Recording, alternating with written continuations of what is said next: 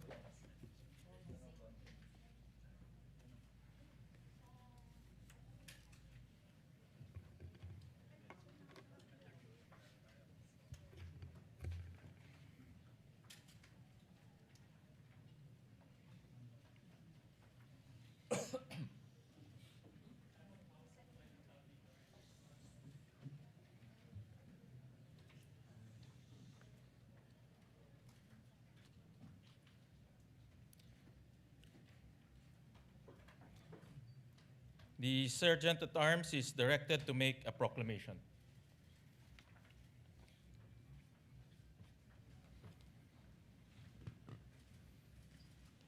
All persons are commanded to keep silent under pain of penalty while the impeachment court is in session for the trial of Vice President Sara Duterte.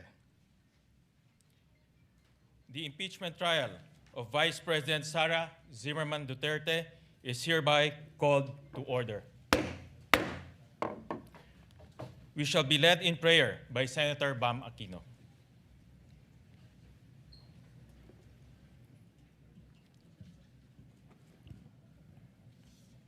Panginoong Diyos, lumalapit po kami sa inyo upang gabayan niyo po kami sa aming tungkulin.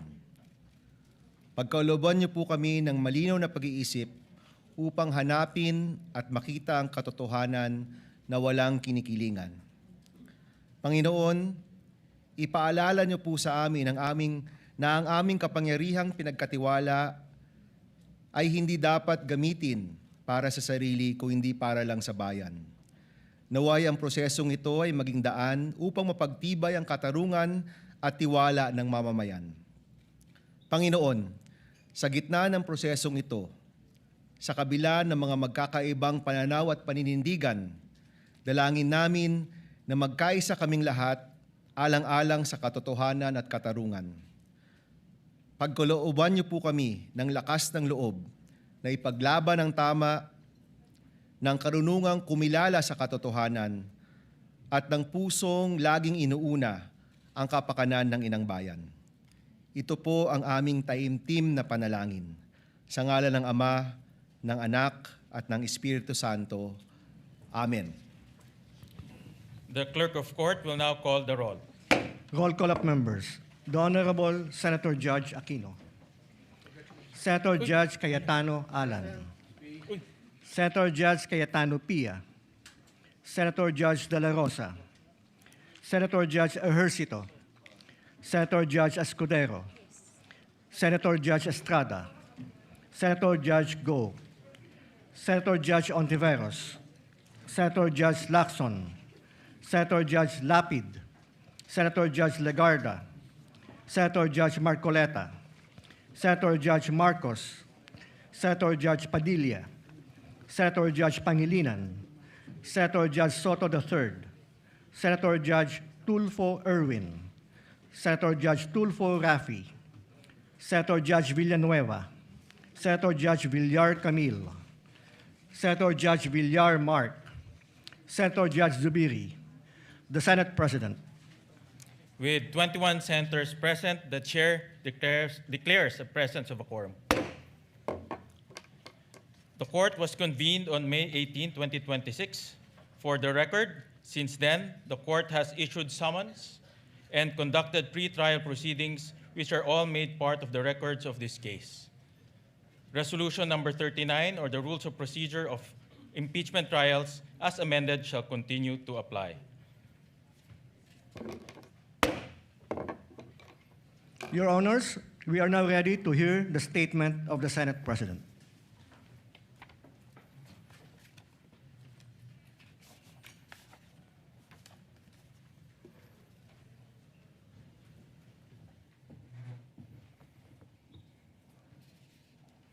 Before we begin, with the court's kind indulgence, I wish to deliver a brief opening statement. Ladies and gentlemen, distinguished senator judges, sa araw na ito, binubuksan natin ang pagdinig sa kasong impeachment laban sa pangalawang Pangulo ng Republika ng Pilipinas, ang kagalang-galang na Sara Duterte, alinsunod sa ating saligang batas. Sa pagtupad natin sa tungkuling ito, malinaw ang panata na ating sinumpaan to do impartial justice according to the Constitution and the laws of the Philippines. Ibig sabihin nito, ang bawat pasya natin ay dapat nakabatay lamang sa saligang batas, sa ating mga batas, sa mga alintuntunin ng hukumang ito, at sa mga ebidensyang ihaharap na walang kinikilingan at walang pinapanigan. Impeachment is a constitutional mechanism that holds the highest public officials of the Republic accountable to the people. We cannot achieve accountability, nor can we faithfully serve justice without the truth. Karapatan ng sambayanan na malaman kung may katotohanan ang mga paratang laban sa pangalawang Pangulo. Tungkulin nating timbangin ang mga ebidensyang ihaharap at tiyakin ang ating magiging pasya ay nakabatay lamang sa batas at sa mga katotohanang mapatutunayan sa paglilitis. Ipagkakaloob ng saligang batas sa Senado ang natatanging kapangyarihang dinggin, litisin at pagpasyan ang lahat ng kaso ng impeachment. Kakibat ito ang pananugutang tiyakin na ang paglilitis ay isinasagawa ng may integridad, kaayusan at buong paggalang sa proseso. Sisiguraduhin natin na magiging maayos, bukas at madaling maunawaan ng ating mga kababayan ang prosesong ito. Pagkakaloban ang magkabilang panig, ang prosekusyon at ang depensa ng sapat at makatarungang pagkakataon upang magharap ng ebidensya, magsuri at magtanong sa mga testigo at mailahad ng buo ang kani-kanilang mga argumento. Sa ganitong paraan, may hiharap sa taong bayan ang malinaw na batayan upang maunawaan ang mga isyong nakapaloob sa Articles of Impeachment. Sa kasabayan ng paghahanap sa katotohanan, ang tungkulin natin tiyakin, iginagalang ang mga karapatan ng bawat panig, lalo na ang karapatan ng respondent vice president sa isang patas at makatarungan paglilitis. Due process and fair play must remain paramount at every stage of this trial. Let us be firm in the search for truth. Let us remain faithful to the rules of this court, the rule of law, and above all, the Constitution. Nakatutok ang buong sambayanan. Bawat kilos, salita, at pagpapasyang ating gagawin ay huhubog sa kasaysayan. At ang kasaysayan ang huling huhusga kung tayo ay kumilos ng tapat at nararapat. Nais kong bigyan ng katiyakan ng lahat, lalo na ang ating mga kababayan. Gagampanan ko ang aking tungkulin ng patas at may katapatan. Magalang kong hinihikayat ang bawat senator judge naway ito pa rin natin ang ating tungkulin ng may dangal at pananugatan sa ating konstitusyon upang maging karapat-dapat tayo sa tiwalang ipinagkaloob sa atin ng sambayanang Pilipino. Thank you, distinguished senator judges.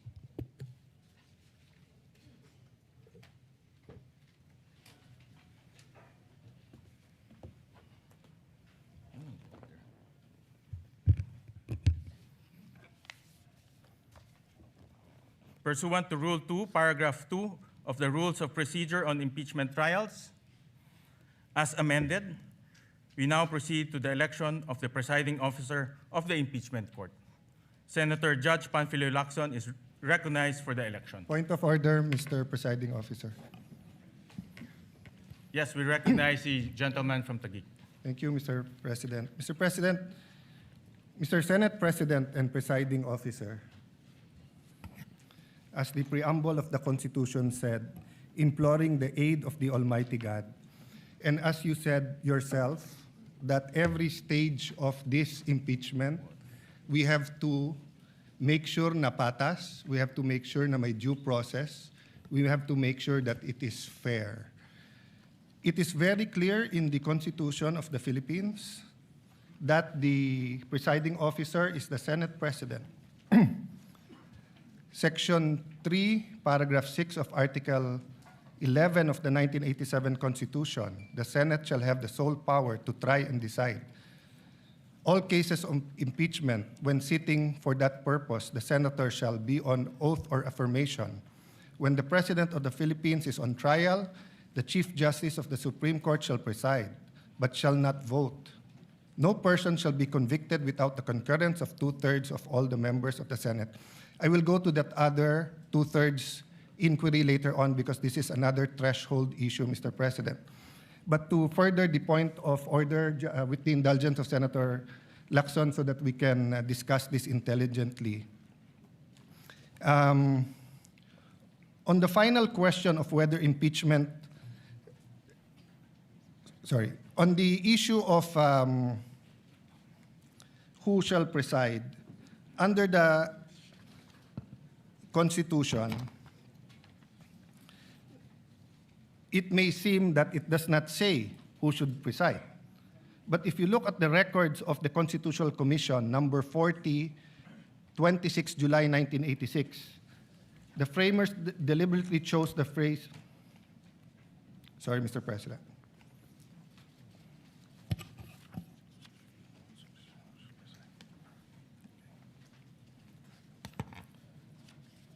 I am referring to Section 6, Article 11, and then Constitutional Commission number 41, 27 July 1986. The presiding officer, Mr. Treñas, Commissioner Davide is recognized. Thank you, Mr. Presiding Officer. I have some proposed amendments on Section 3, subparagraph 5. The presiding officer, Mr. Treñas, the gentleman may proceed. Mr. Davide, who later became Chief Justice, this is without prejudice to whatever amendments may be accepted by the committee when the Aquino amendments will be taken up.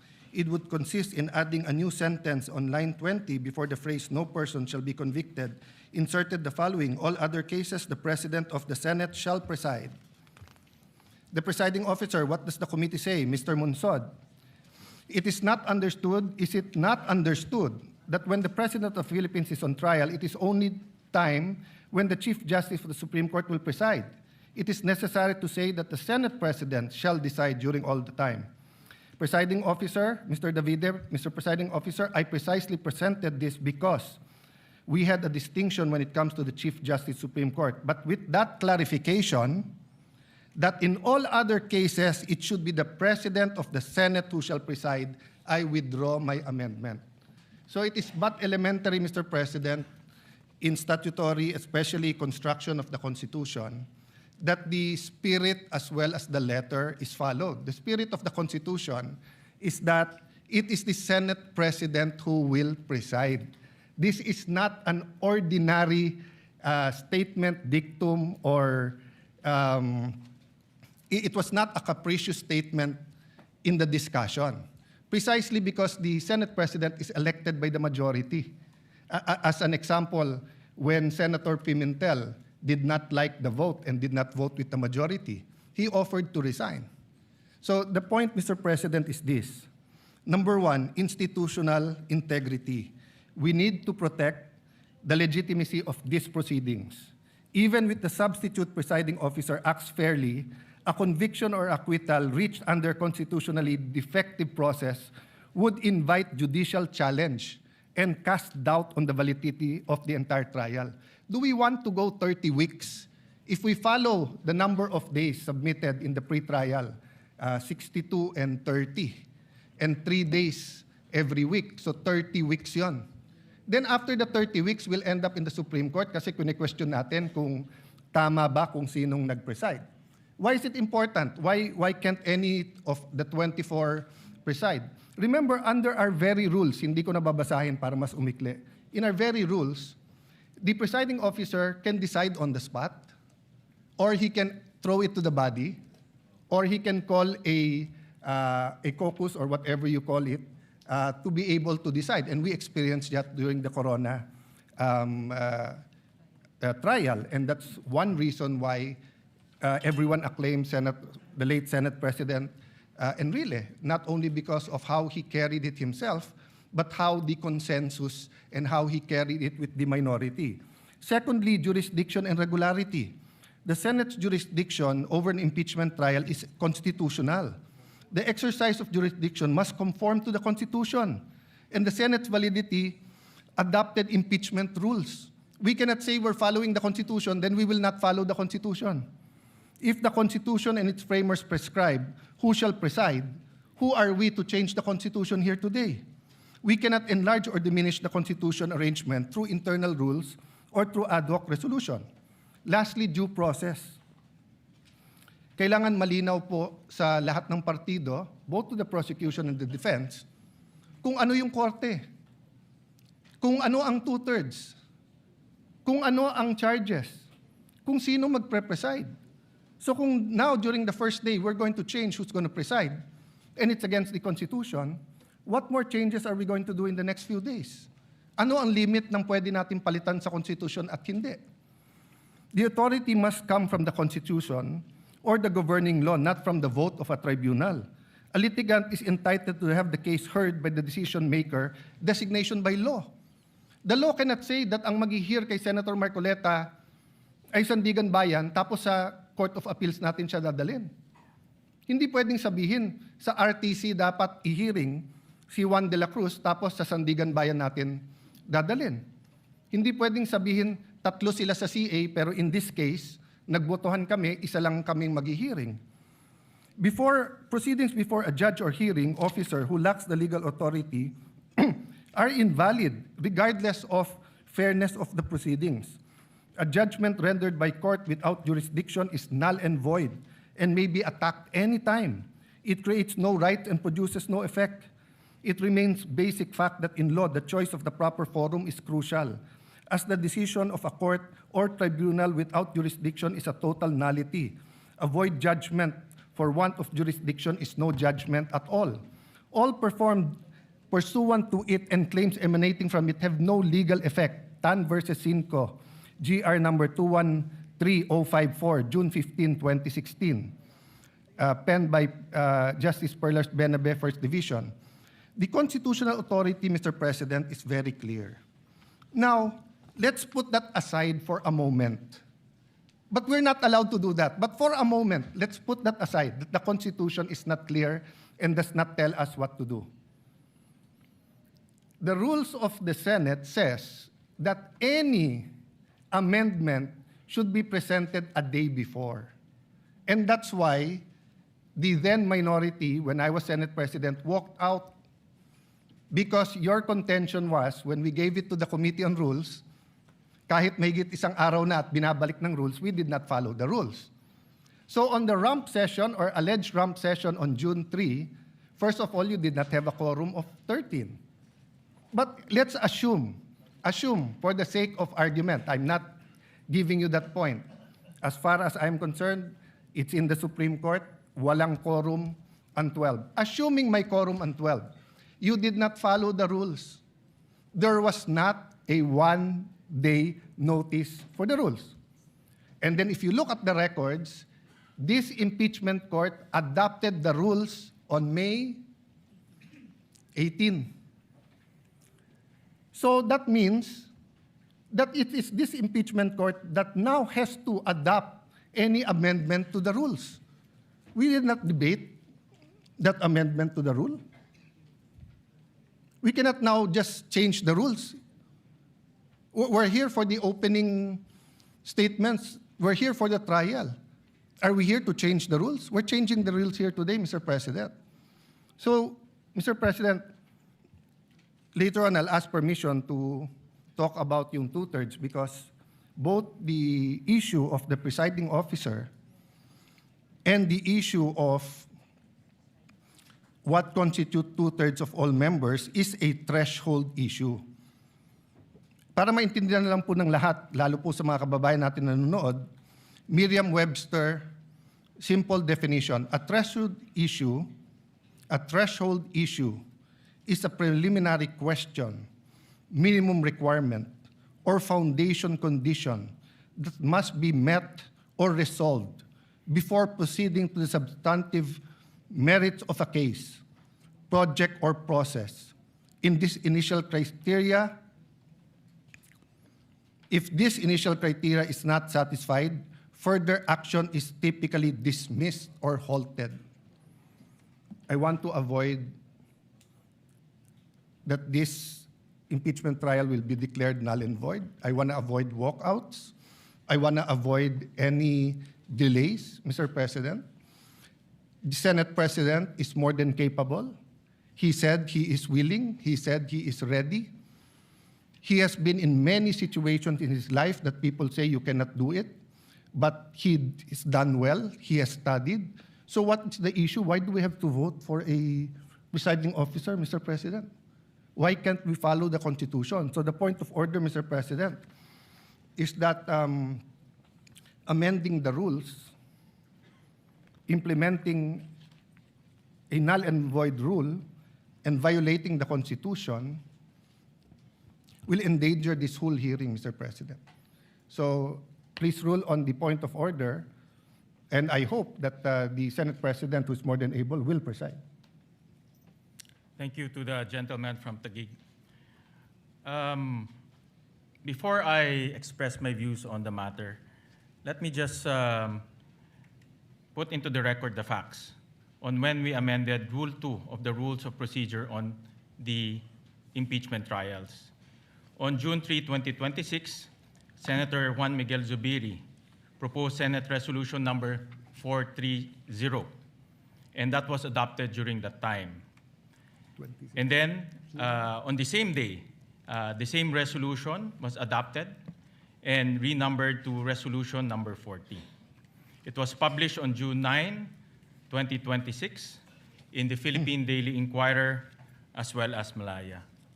During that time, in June 3, when we amended the rules, everyone had the opportunity to express their views regarding the proposed resolution.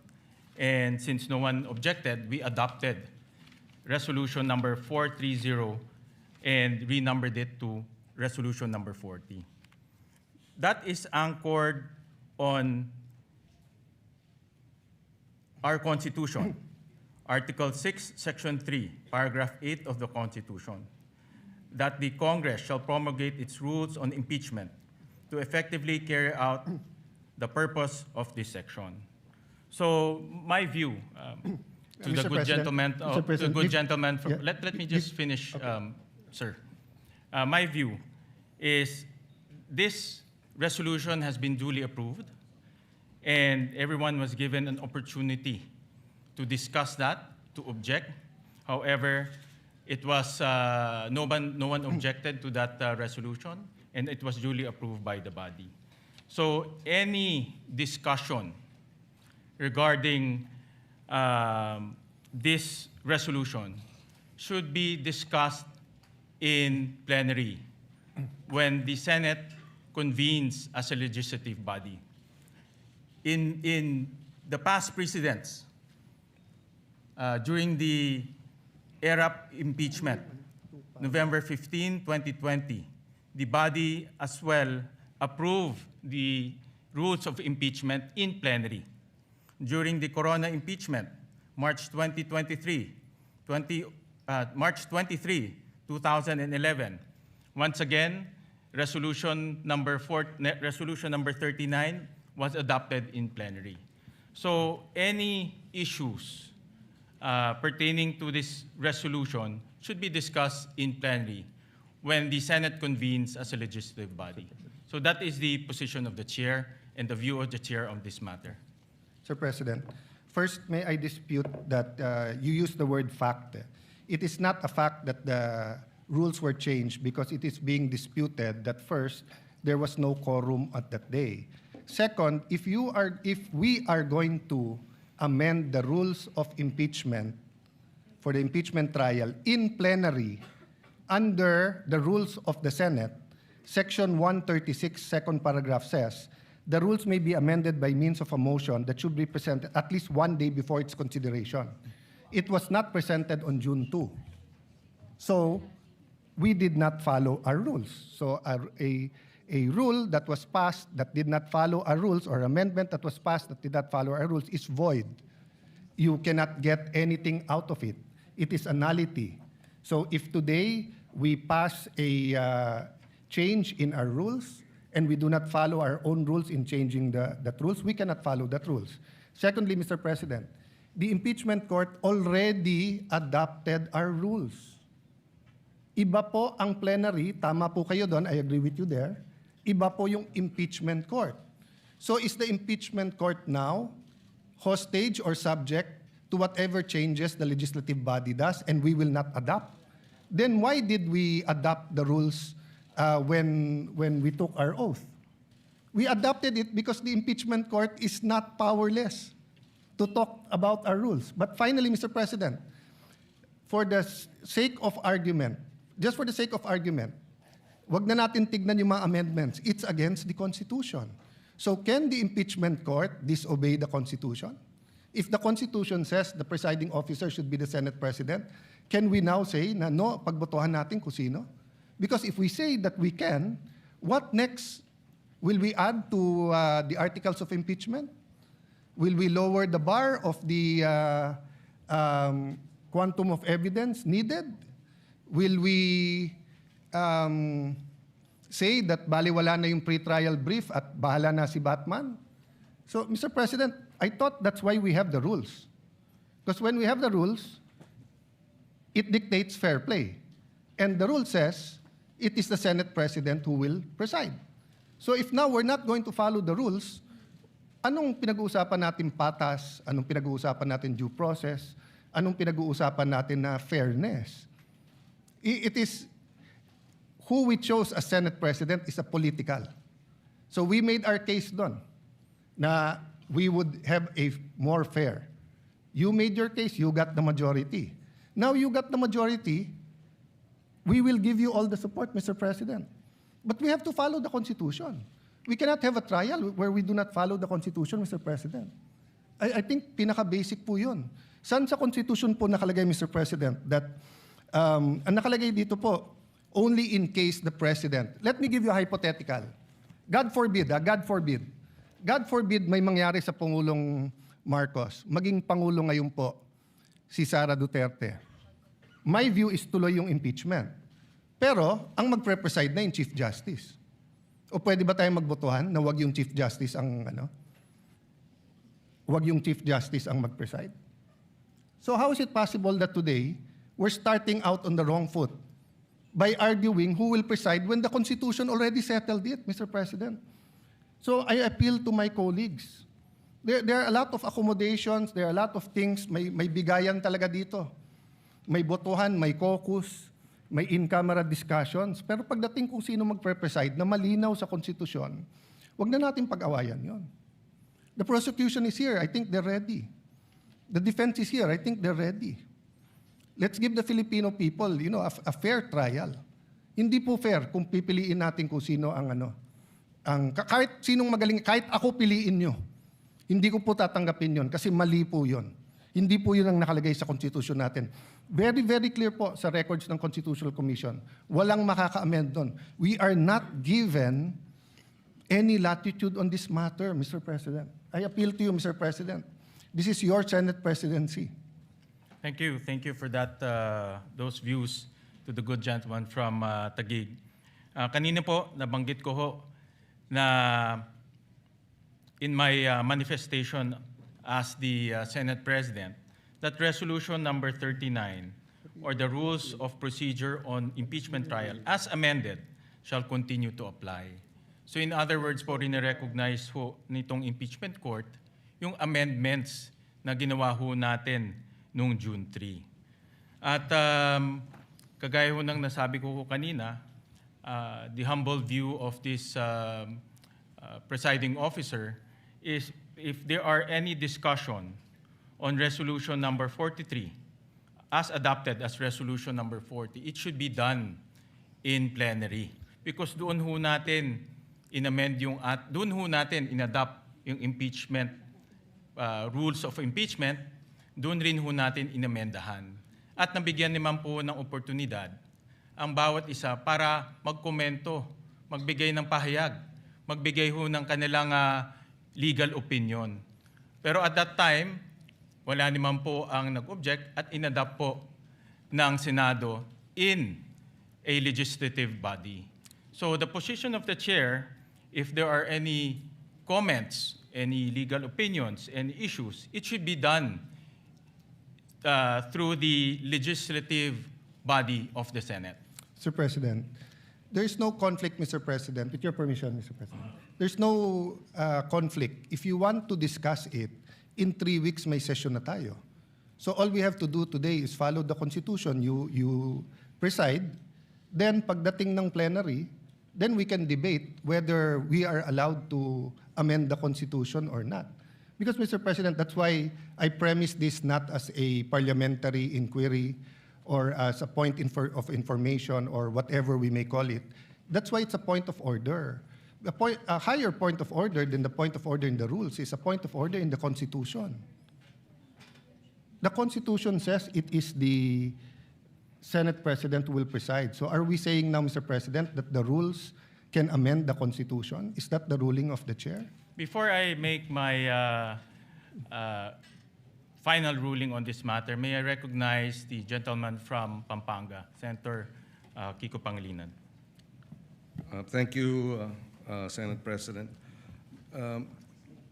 Mr. President, with all due respect, the Constitution does not provide that the Senate President must preside in cases of impeachment trial. What the Constitution provides is that when the President is undergoing impeachment, going through the trial, is being tried, the Chief Justice must preside. Nowhere in the Constitution, in the provisions on public accountability and impeachment, does it say that the Senate President must preside when the Vice President is under trial or any other impeachable officer. And precisely because of this, and precisely because the Constitution likewise allows Congress, not the impeachment court, Congress, to promulgate its own rules, which is what the Senate did in June 3. We proposed amendments to the rules under our rulemaking power, which, by the way, was subsequently ratified when we convened in a special session on June 17. The June 3 journal was ratified unanimously on June 17 when we had our special session. And in the June 3 minutes and the journal, precisely we approved the amendments to the rules. This was further ratified on June 17. Therefore, it is considered regular. The presumption of regularity now comes into force. But having said that, Mr. President, the good gentleman from Taguig has brought this matter before the Supreme Court. And we agree with the point earlier raised by the Senate President. This matter should be either discussed in the Senate in plenary as a legislative body, or if he has questions which may in fact turn out to be valid, he has brought this matter before the Supreme Court. And therefore, this impeachment court is not the venue for this debate, Mr. President. If there is anyone who is out of order, with due respect, I think the proper process is the matter is pending before the Supreme Court. There is no temporary restraining order. There was a request for a status quo ante order. It was not granted. And therefore, the presumption of regularity behooves us as an impeachment court to proceed. And finally, Mr. President, allow me to reiterate, the point of order is improper. In fact, the debate on this matter here in the impeachment court is out of order, Mr. President. Sir For the record. President. So, Sir President, so before you decide, Mr. President. the chair has already Mr. ruled. President, before you rule, That the chair Senator has Pia already wants ruled. to ask for the floor. Just And 2 minutes. may I respond to May Senator I'll Pangilinan? allow the gentleman from Taguig to rebut for 2 minutes, and then we will make the final Yes. ruling. Before I rebut, I'm from Ateneo Law School, and what they taught us there is that you look at the records of the Constitutional Commission, and then pag klaro, klaro. But let's call someone from UP Law to see whether they were taught the same thing. Senator Pia, may I ask that Senator Pia be We recognized recognize the before I get my gentlelady 2 from minutes? Taguig, Senator Pia Cayetano. Thank you, Mr. President. It's not an Ateneo UP issue, but always happy to stand before our colleagues and share our experience in the UP College of Law. I was prepared to address this to all our members of the bar in the Senate, but since it is Senator Kiko, my schoolmate, my teammate actually in the UP volleyball varsity team who stood up, I'll also specifically address it to Senator Kiko. So dear Senator Kiko and our colleagues in the majority, knowing that you have members in the majority that are lawyers, and for those who are not lawyers, you definitely have consultants who are lawyers. Wala naman siguro ni isang senador dito na walang consultant na abogado. Kahit ako abogado, ang dami ko hong staff na abogado din. Why? Because these are legal issues. We need to talk to the experts. Kung pag-uusapan natin ang mental health, physical health ng Vice President, then of course we will not listen to lawyers. We will listen to doctors, di ba? So this is a legal issue. Let's hear what the lawyers have to say. But let me just quote, because I know the Senate President doesn't have time to call on all the lawyers. So if you ask your lawyers in your staff, I'm sure nag-abala sila to look at the constitutional records, to look at the journal. I'm sure. And if they did not, please take your cell phone now and text your staff. What does the constitutional journal, the records of the debate show? Sinabi na po ni Senator Alan Cayetano, you can question him, you can doubt him, ask your staff. May I ask you, dear colleagues, let's do our job well. The same way when you stand up and you tell me to do my job well and you disagree, I disagree with your point of view, I will listen intently to your point of view. And I'm looking at each one of you because this is our solemn duty. What does the Constitution say? Nakalagay doon, the Chief Justice, pag the President. Silent nga po sa iba. So sabi ng iba, at yan ang sinasabi ng Senate President natin na mukhang pwedeng iba. So we looked at what the constitutional framers said. What did they say? Nagdebate na po sila, colleagues. Nagdidebate tayo dito. Pag sinabi ng sponsor, ito na yung paliwanag, yung nag-i-interpolate at nagbibigay ng amendment, sinasabi niya, okay, yung pala paliwanag mo, okay na ako. No need to amend. Yun at yun din ang sinabi. Let's place ourselves in that position. Because that happens to us every day. Every day, somebody stands up and says, ano ibig sabihin nito? And the sponsor will explain. Pag hindi maliwanag, sasabihin nung nag-i-interpolate or nag-a-amend, ay, papa-amend ko kasi hindi maliwanag or I want to improve it. Pero kung nagkaintindihan naman, okay na. Eh, yun nga yung binasa. Tanungin nyo naman po yung staff nyo. Or let's pause, let's all get a copy. Let's show it. Because this is the foundation of this trial na tama yung nakaupong presiding officer. So that's my first point. Mag-abala naman tayo. Read it yourself, ask your staff to print a copy. In fact, on that note, may I ask Senator Alan's staff to print a copy and give it to all our colleagues. Mabilis lang yan, hindi na yan mapapatagalan. Show it. We can take judicial notice naman po siguro of it. Siguro naman, alam na natin ang ibig sabihin ng judicial notice. You can go to the actual records. Nandito na makakuha naman natin yun kung pagdududahan nyo yung ipapaprint ko. So that's my first point. My second point, Mr. President, is addressed to His Honor. If His Honor will insist that we have to call a regular session, we have to be in session to amend the impeachment rules. Eh di, tawagan niyo po ang Malacanang. Nagpa-special session naman po siya, di ba, with all due respect, to pass the National Orchid Law. To pass, what else? Ano, tatlo yun eh. Oo nga, yun nga, yung waling-waling as National Orchid, ano pa yung dalawa? No, I know, I'm not questioning it. I'm saying that there was a special session called to pass 3 laws. Naalala ko yung waling-waling because I love it. This is important. O ano pa yung dalawa? Unfortunately, hindi ko na maalala. Dalawang naturalization. Sports-minded po tayo. Love po natin yun. Nagkaroon ba ng laban between now and July para mag-special session tayo para doon? Hindi ko alam. But in any case, ito importante to, di ba? E di kung pa-i-insist nyo na yung impeachment amendment na yan kailangan gawin ng special session, eh, mapapatawag tayo ng special session. Mukha namang very supportive naman ang Malacanang sa majority. Di ho ba?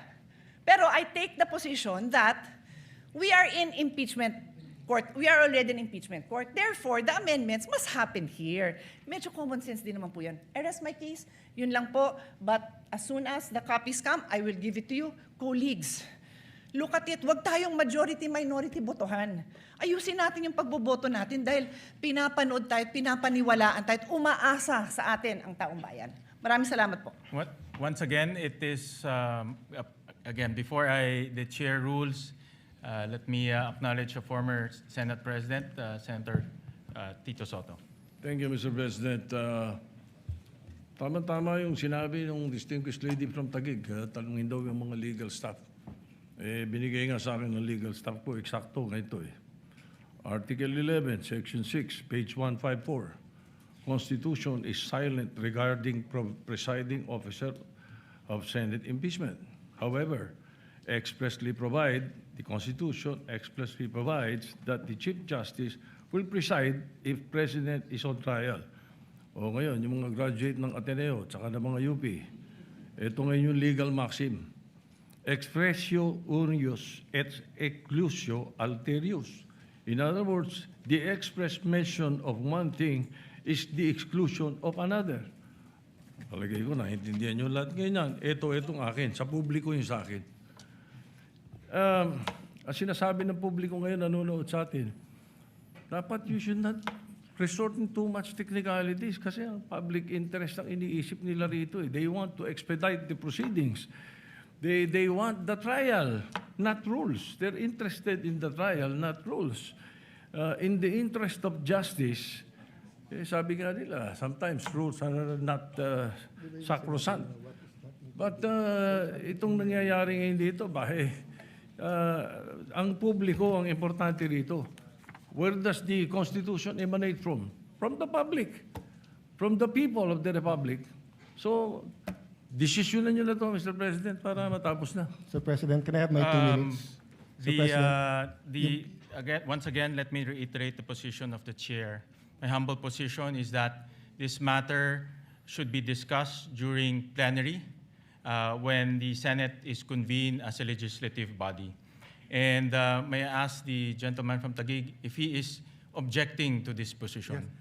I'm objecting that position and will call for a vote. May I explain? I think under the rules I can explain why I'm asking We'll for a call vote. for a vote first, and Mr. then President, we'll allow. Mr. President, under the rules I can explain why I'm calling for a vote first so that I can convince them to vote for me. No, under the rules, When you object, there's an Mr. objection. The vote will proceed without any explanation. President, and after under that, the we will rules- allow the gentleman from Taguig to explain his vote. Mr. President, So we call for Mr. President, a division of the President. House. So those who are Sir President, Mr. President, when you Wait, object, you're those- allowed to explain your Senator- objection and state Senator your Lacson objection. is recognized. Thank you. Your Honors, pursuant to Rule 2 of the Rules of Procedures on Impeachment Trials, as amended, I move to elect Senator Judge Francis Joseph Guevara Escudero as the presiding officer of this impeachment court. Objection, Mr. President, and may I allow We to... proceed to... Objection, Mr. President, I'm allowed to object and I'm allowed to Yes, explain you are my allowed to objection. object. You are allowed to object, but we will proceed No, Mr. with President. the division Mr. of the President, House. point of So order. those who are, Mr. Point of order, those who Mr. President. are in favor of the Mr. motion President, of you're Senator allowed to Lacson, explain para please- ma-convince mo nga please yung raise iba. your hand. We will vote by raising of hands. So those who are in favor of the motion of Senator Lacson electing Senator Chis Escudero as the presiding officer, please raise your hand. The clerk of court is directed to count the votes. No, in our rules parliamentary procedure.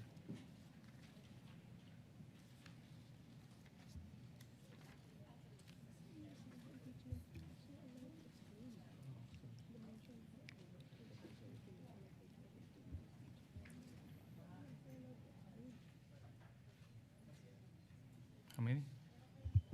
How many? Explain my vote, Mr. President. Hold on. Allow the chair to make a ruling. Those who are against to the motion of Senator Lacson electing Senator Chis Escudero as the presiding officer, please raise your hand.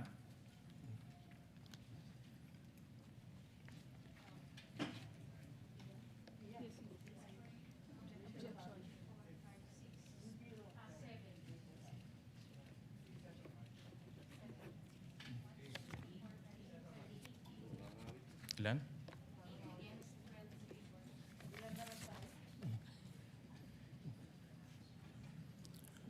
The official count is 12 in favor, 8 against.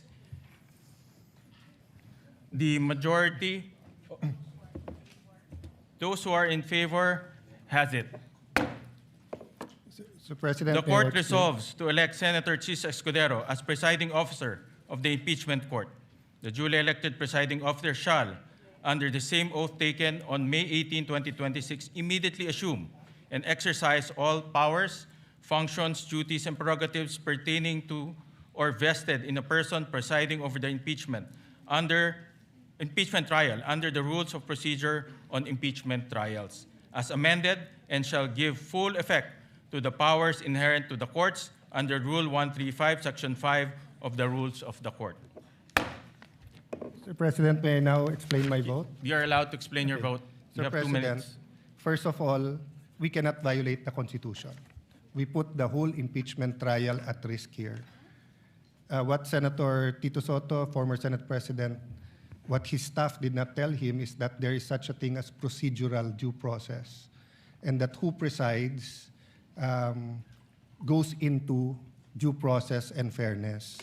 The Latin term that he mentioned was for enumerations, that when there are enumerations at hindi kasali doon, in this case, there was a statement that in only one case it would be the Chief Justice, because member of the Constitutional Commission who became Chief Justice, Davide, was going to amend precisely the Constitution to state the Senate President shall preside.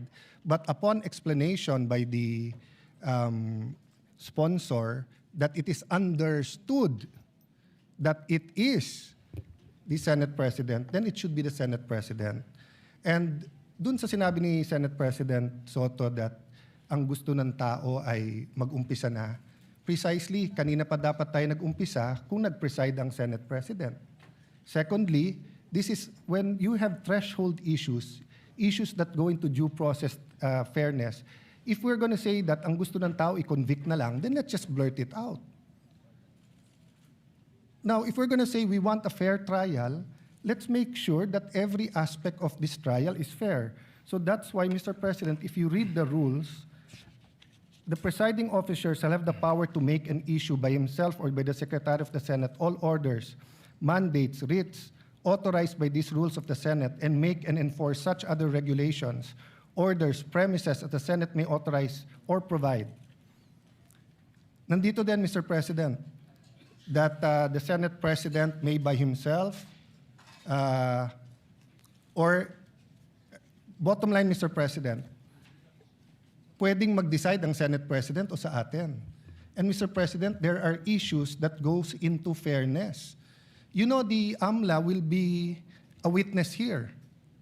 And I have information that the 20 years AMLA records of Senator Escudero and his credit cards and bank accounts were all opened up in the office of the Senate President, where members of the Blue Ribbon Committee was here.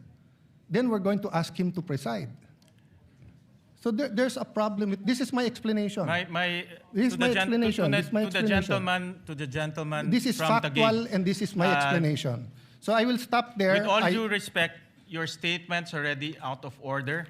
It has nothing to do with the topic on hand. No, Mr. And President. the presiding officer will strike off It has the- all to do with this. will strike It off has all to do. the I do not, statements Mr. President, pertaining to Senator Mr. Escudero. President, kaibigan ko si I Senator direct the Escudero. stenographers to I strike don't off doubt these him. statements. He is the victim here. I'm not doubting him. I'm not doubting he will be fair.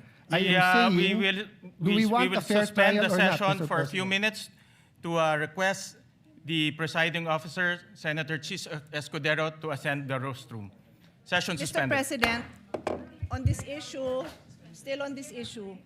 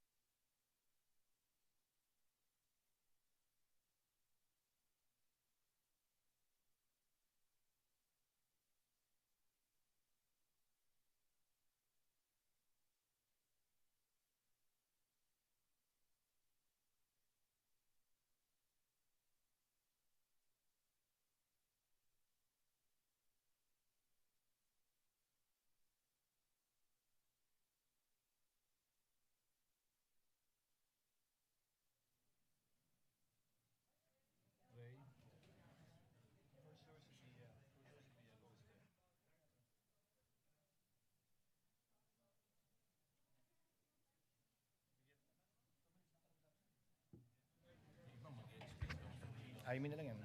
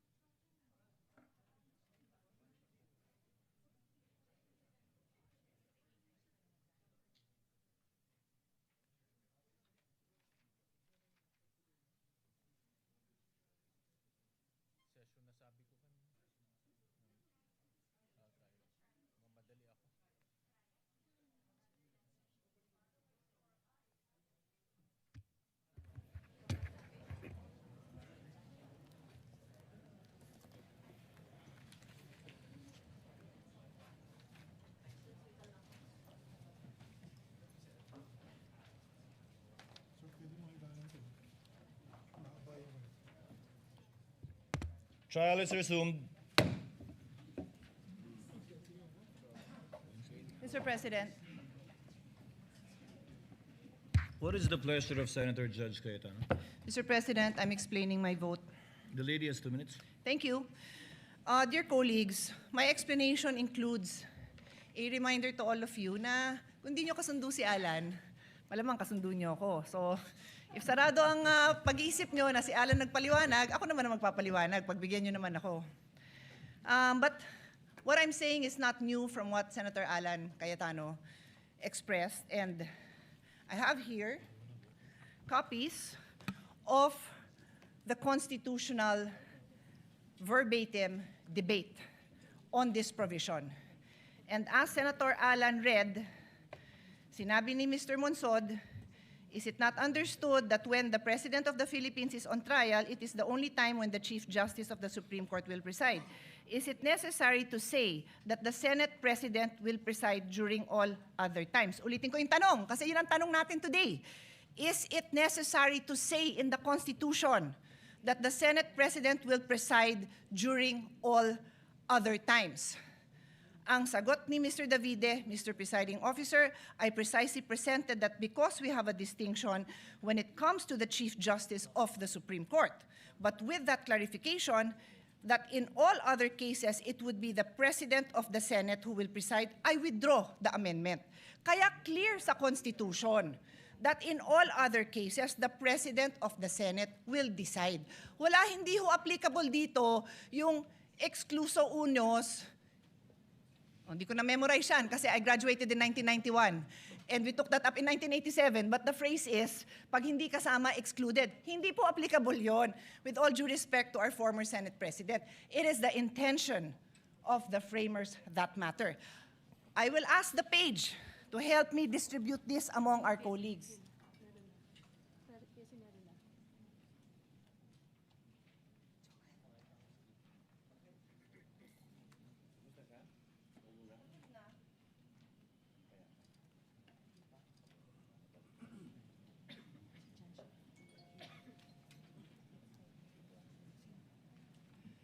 I have also asked our staff to actually copy. I am environmentally friendly, so ayoko sana ng papel.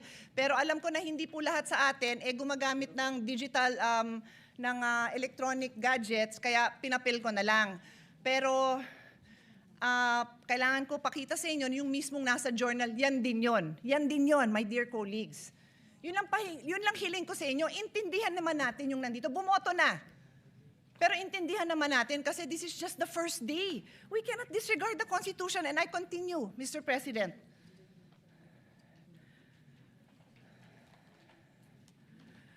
We have enough jurisprudence, more than enough, to explain to us, even in layman's term, what basic legal principles are. And one of the most fundamental principle of constitutional construction states that we give effect to the intents of the framers of the Constitution. With this vote, did we give effect to the intentions of the framers of the Constitution? Sinabi nga, Senate President ang magpe-preside. Hindi na siguro napakalaking bagay yon dahil kahit sinong ipalit nyo, maayos naman ang mga kasama natin sa colleagues. Sa colleagues natin, maayos naman. Di ho yun ang point. The point is, what are we required to follow? That's why may Constitution. And I will now state, for the record, a few cases that point out that this is what we are supposed to do. Give effect to the Constitution. Lambino versus Commission on Election in GR number 174153, the Supreme Court looked explicitly to the Constitutional Commission deliberation to determine the nature of people's initiative. Because the text was debated, the court used the framers' explicit intention. I repeat, the court used the framers' explicit intention revealed in the plenary debates to prevent deceptive or misleading petition processes and establish a stringent full text requirement. So anong ginawa sa kaso? Tiningnan ang intent ng framers of the Constitution. Another case, Calderon versus Carale, GR number 9163. God bless his soul. Si Dean Carale was my dean. And Senator Imis as well. Senator Kikos as well.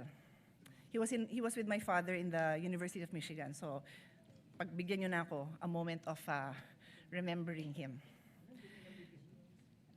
In GR number 91636, the court resolved a dispute regarding the President's power to make appointments without confirmation by the Commission appointment. The court examined the historical and textual context of Article 7, Section 16 of the 1987 Constitution, noting that the clear and express intent of its framers was to exclude presidential appointments from confirmation except for those expressly mentioned. So, balik ko sa kasong to. What was the clear intention? That the Senate President presides. That is the clear intention. Dear colleagues, umpisa pa lang. I beg all of you, makinig naman tayo, masumunod naman tayo kung ano yung sinasabing trabaho natin. The Constitution, the intention of the framers, and then the clear construct. O another case, Gold Creek Mining Corporation versus Rodriguez. This is a very old case. So yung mga binanggit sa inyo, bago-bago pa yun dahil si Dean Carale, buhay pa naman as of the pandemic. So 2,000 plus. Ito, 66 Philippines, 259. So for lawyers and law students, pag sinabing Philippines, pag yan yung ni-record, alam mo ng 50s, 1940s, something like that. Justice Jose Abad Santos articulated the definitive rule. The fundamental principle of construction is to give effect to the intent of the framers of the organic law and of the people adopting it. Dear colleagues, I can stand here and read more cases to all of us. We have law students. We have freshmen law students, we have fresh graduate, we have bar reviewees listening to us. Tapos tayo pa lang, hindi natin mabigyan pahalaga ang very clear legal principles. Pati ang prosecution and defense nakikinig. Sana po, huwag niyong abalahin yung oras namin. Bigyan niyo naman kami ng maliwanag na mga arguments ninyo because we are willing to listen. Pero colleagues, patunayan naman natin that we are willing to listen. Hindi yung pagpasok natin, nag-prejudge na tayo. Kasi sad to say, mukhang ganon. I tell you, there will be times I probably will not vote with the minority because I believe tama yung sinasabi ng majority. Sana po, yun ang pakita natin sa taong bayan. So, hindi ko na abalahin yung time dahil kakaupo pa lang ng bagong presiding officer, pero ang dami pang kaso that says, look at the intent of the framers of the Constitution. And today, we disregarded the intent of the framers ng Constitution. Magandang hapon po, gaya ng pag-uumpisa ng hearing na ito. We know the remarks of Senator P in connection with their explanation of vote. What is the pleasure of Senator Judge Soto? I'd like to explain my vote also, Mr. The President. gentleman may proceed, and he has 2 minutes. I have Kindly be one line. mindful of the timer. I have one line to say. That's the reason I voted in favor. Because the minutes of the Constitutional Commission are merely research source. What is the pleasure of the Honorable Padilla?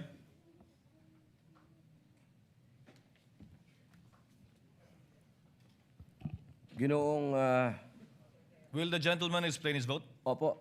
The gentleman may proceed. You have 2 minutes, sir. Maraming salamat po, Ginoong punong tagapamahala. Mga mahal kong kasama, sa loob po ng 4 na taon na ako po ay ibinoto ng ating mga kababayan at nagsilbing senador, ako po ay naging tagapangulo ng komite ng Constitutional Amendments. At tuwing meron pong pagdinig, ang lagi po naming pinapatawag ay yung mga sumulat ng konstitusyon. Bilang sila po ang nakakaalam kung ano ang puso, ang diwa ng konstitusyon. Malinaw po na kung meron tayong pakikinggan, yung creator.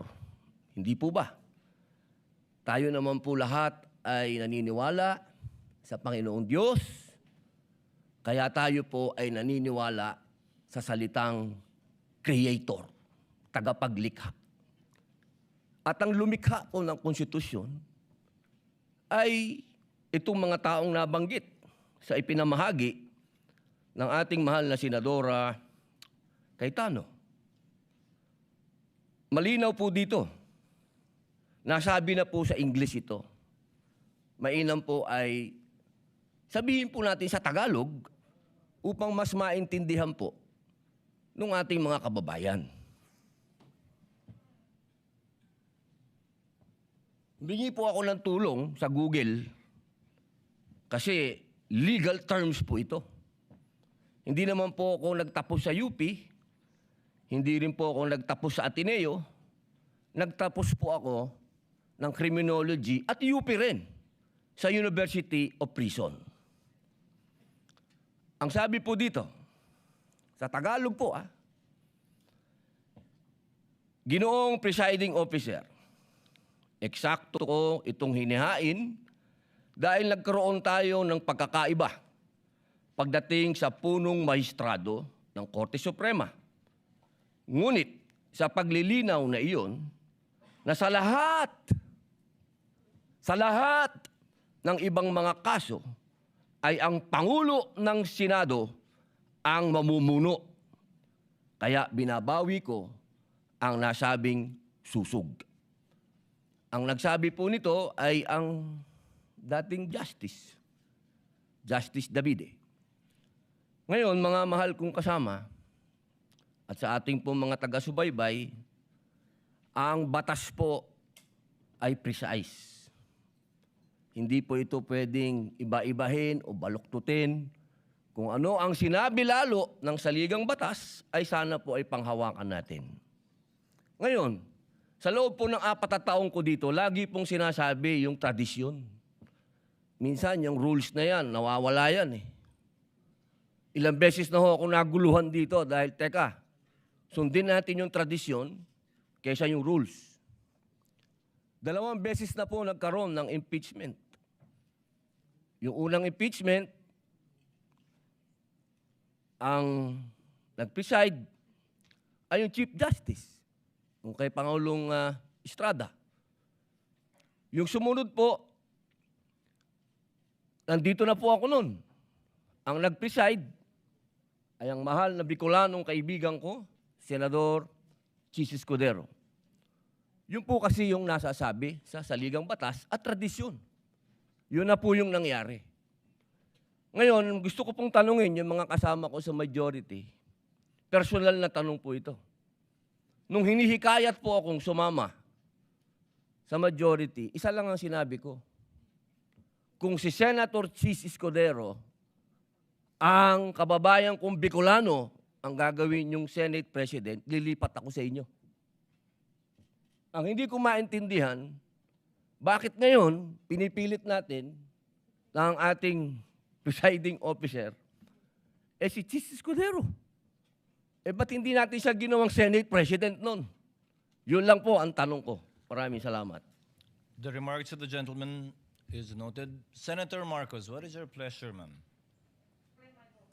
The lady may do so. You have 2 minutes, ma'am. Kindly be mindful of the clock. Yes, thank you very much. Ang sabi sa atin ng bata tayo, kapag mali ang umpisa, mali na ang lahat na susunod. Ayoko naman magkamali sa umpisa pa lamang na napakahalagang paglilitis na ito. Unang-una, paulit-ulit na nating sinaad na ang ating saligang batas ay hindi maaring baluktutin. At napakaklaro nito. At ang sinasabi ng ating Constitution of 1987, Article 11, Section 3, Number 6, all other impeachable officers ang sinasabi, carving out therefore the exception that proves that rule, that the Chief Justice is the single exemption, and otherwise the presiding officer should be the Senate President. It is the exception that proves the rule.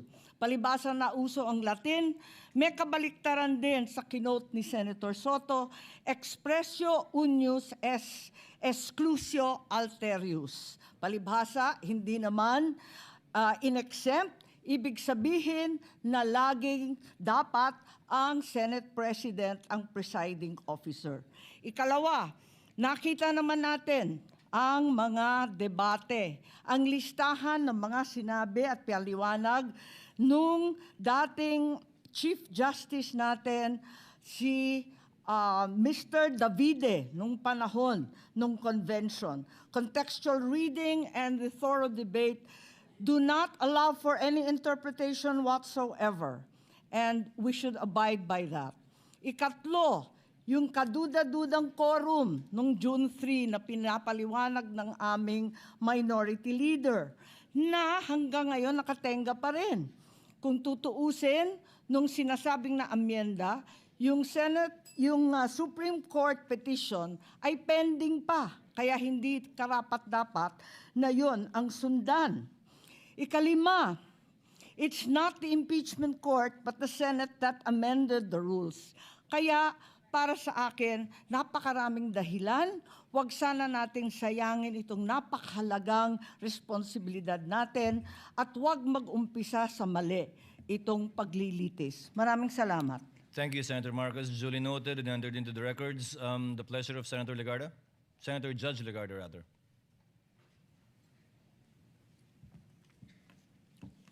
Thank you, Mr. Presiding Officer. Where the Constitution is The silent, lady will explain her vote or make a manifestation. it's a manifestation. Which, The lady may proceed with which her seems like an manifestation. She has 2 explanation of minutes. vote. Thank you. Where the Constitution is silent, the intent of the framers should guide the choice of the presiding officer. Any departure from the traditional arrangement must be approached with caution, as it may place the validity and the legitimacy of the entire impeachment in doubt. Mr. Presiding Officer, I also respectfully place on record that there is a pending challenge before the Supreme Court involving the June 3rd Senate proceedings, including the authority of the body then that adopted Senate Resolution number 430. This manifestation is made to place on record that we are not yielding our position in the pending case and is without prejudice to the final determination of the Supreme Court. Thank you, Mr. Presiding Officer. Thank you, Senator Legarda. The presiding officer would like to make a statement.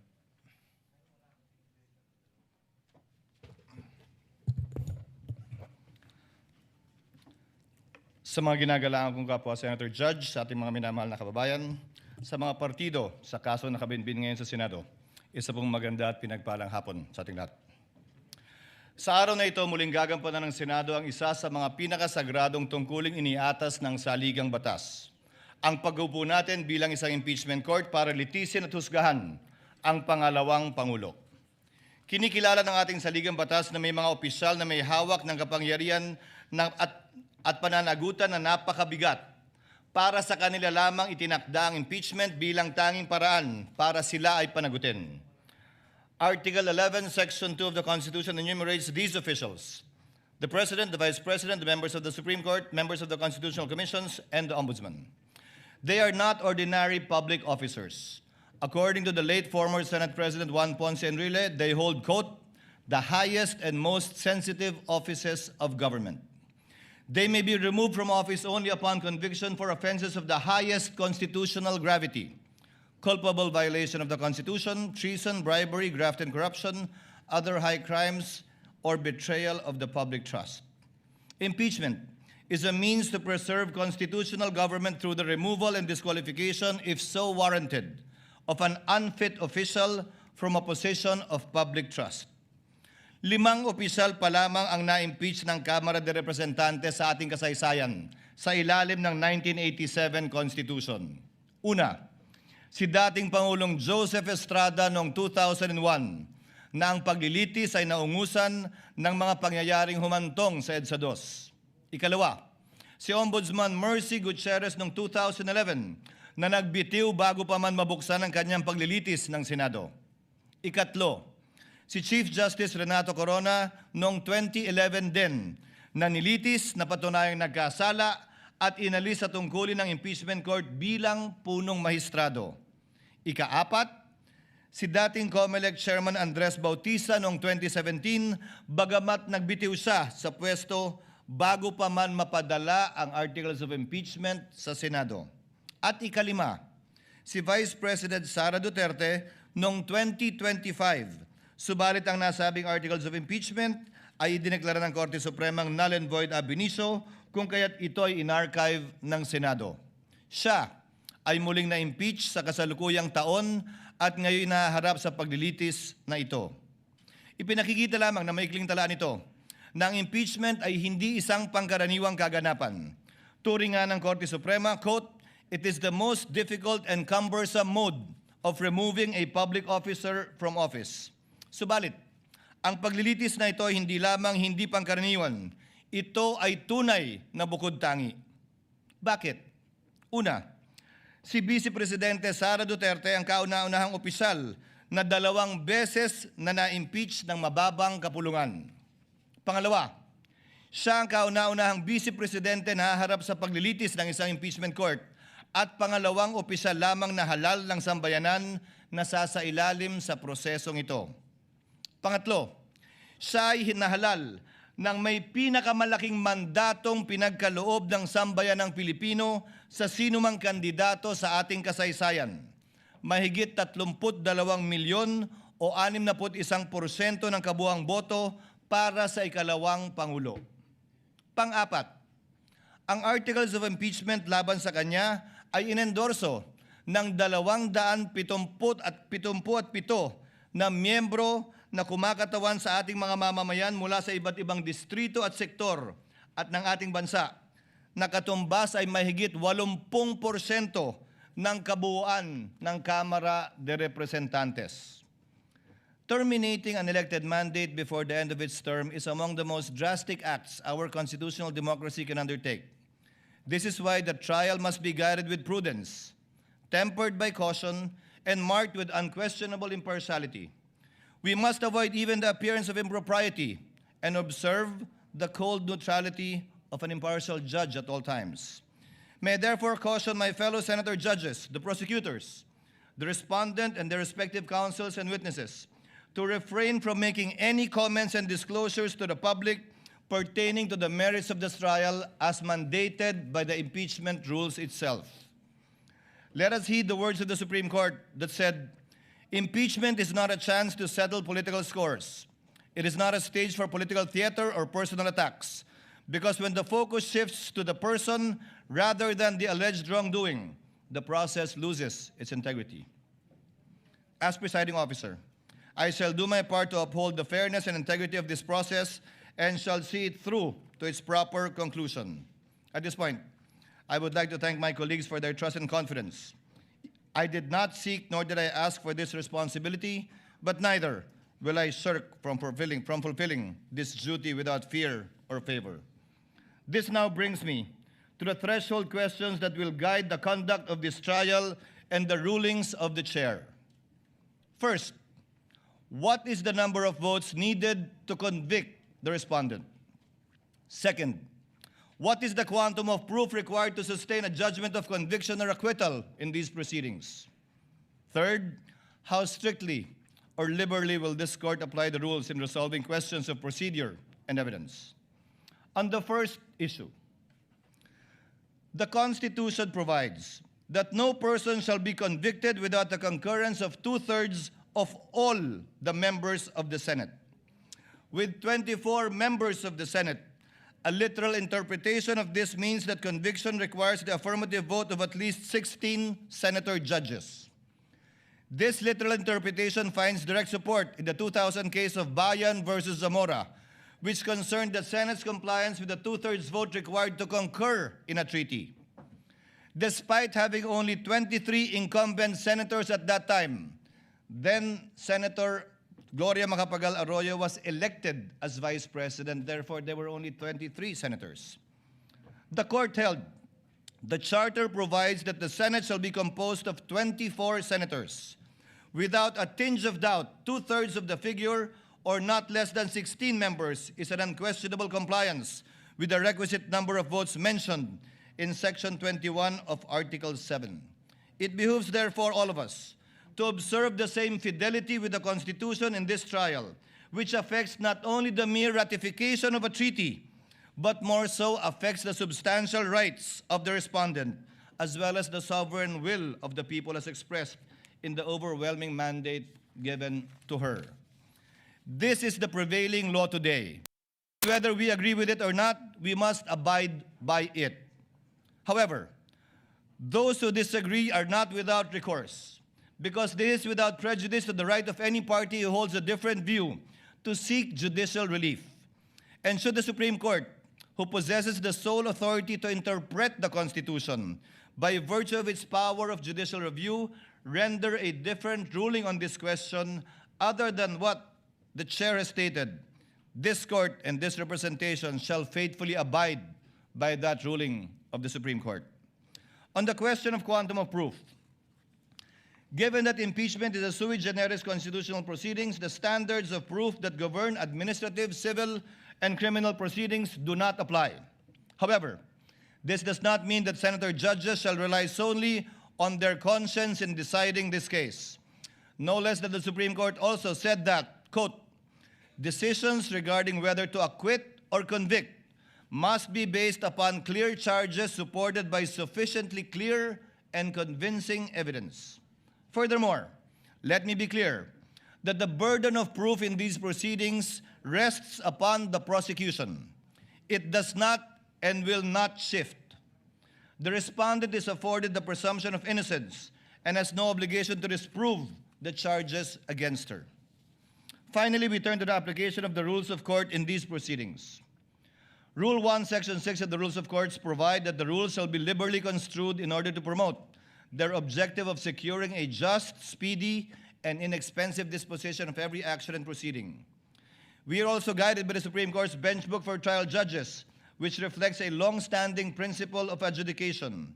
In case of honest doubt about the admissibility of evidence, it is a better policy to rule in favor of admission and let the senator judges decide whether to give it little or no weight when deciding upon the case in the final outcome. But let me be clear.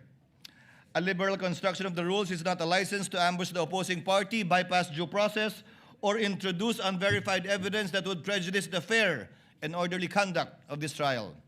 Accordingly, consistent with the demands of due process, fair play, and the orderly administration of justice, the chair will construe the rules liberally so that, number one, the prosecutors may be able to adequately present their case, that the respondent may be able to rigorously test it. Number 3, that the senator judges may be able to weigh the evidence for themselves. And 4th, so that the Filipino people may hear the whole and impartial truth regarding the allegations against the Vice President. Let us remember what our oath requires us, to do impartial justice according to the Constitution and the laws. Hindi po tayo nandito upang itaguyod ang anumang pampolitikal na adyenda. Hindi tayo narito upang paglingkuran ang kagustuhan ng alinmang panig. Narito tayo upang alamin ang katotohanan at sa pamamagitan nito, mapairal ang hustisyang walang kinikilingan. Ang tungkulin natin bilang mga hukom ay hindi maaaring talikuran. Sa gitna nito, batid ko ang mga problemang kinakaharap ng ating bayan na patuloy natin dapat pa rin pagtuunan ng buong pansin at hanapan ng solusyon. Tayo ay mga senador bago tayo umupo bilang mga hukom at mananatili tayong mga senador na patuloy na magsusumikap na tugunan ang mga pangailangan ng ating mga kababayan bilang Senado at hindi mababago ito. Kaya't aking hiling at dalangin na huwag sana malunod ang diwa ng pagkakaisang nagbigis sa atin gaano mang katindi ang mga debate at pagtatalo sa hukumang ito. Dahil anuman ang magiging kalabasan ng paglilitis na ito, laging kinakailangan ang Senadong nagkakaisa. Dalangin ko po na sana pagkalubad tayo ng katatagan, karunungan, pagpapakumbaba at pag-unawa upang magampanan nating lahat ang ating tungkulin bilang mga hukom. Pagpalain na po lahat sana tayo ng poong may kapal. Maraming salamat at magandang hapon po.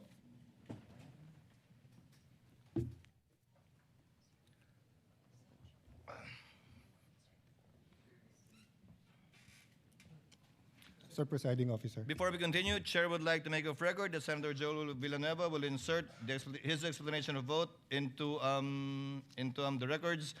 If there are no objections, Chair dispenses with the reading of the minutes of the Journal of the May 18 Proceedings, 2026, and consider the same as approved. On the motion? There being no objection, Journal is hereby approved. Senator Cayetano?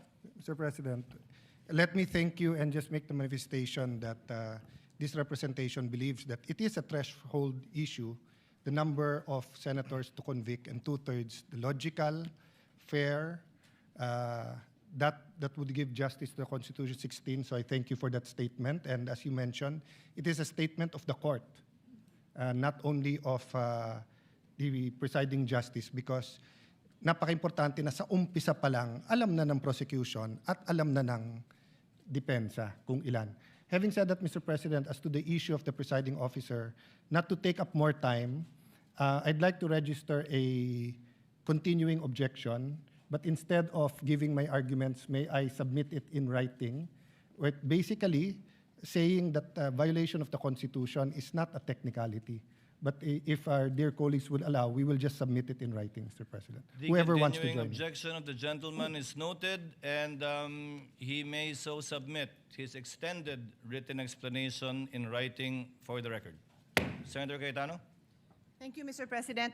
Just a few administrative matters with your indulgence, dear colleagues. The lady may proceed. Thank you. I read that we have rules for our resource panel and also our prosecution and defense that no drinks and food allowed. May I respectfully request that they be allowed to have water.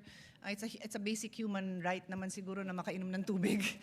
I read something. I'm just saying, I saw it in the rules. So I'm making clear because knowing them, they will follow our rules, and I think it's not right to not allow drinks. And then, there may be some who are pre-diabetic or diabetic and need to eat something. So, if they have to have crackers or whatever it is that they need to have, I think we should allow them to do that, Mr. President.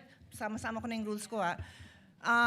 And then they should also be allowed to have a bathroom break. I don't want them to also, may ibang klaseng sakit naman yung hindi nakakapunta sa banyo, so may automatically be allowed. I think they're responsible enough to, they're a whole team. There's like a dozen of them here.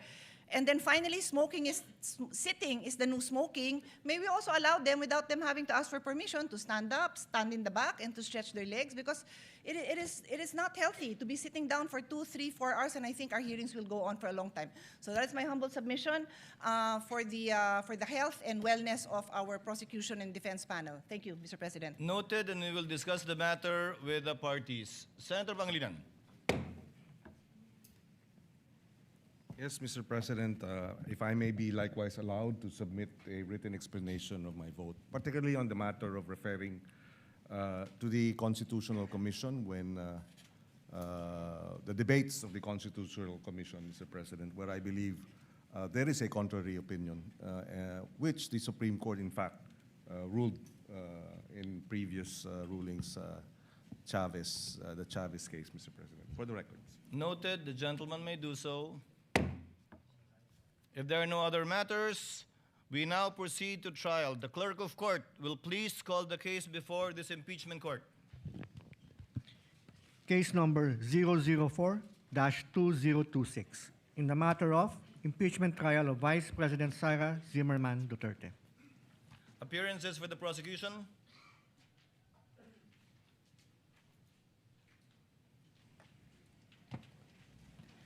Good afternoon, Your Honors.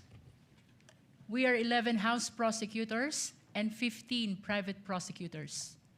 I am Representative Jervil Jinky Pitrix Luistro, appearing for the prosecution. We are ready, Your Honor. May we get the names of the other panel of prosecutors as well as the counsel for prosecutors one by one for the record.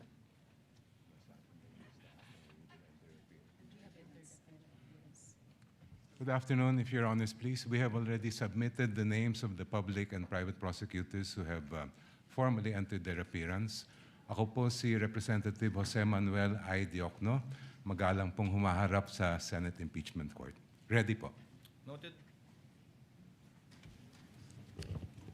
Good afternoon, Your Honors. I am Representative Laila De Lima from the Mamamayang Liberal or ML party list, respectfully appearing as public prosecutor. We're ready.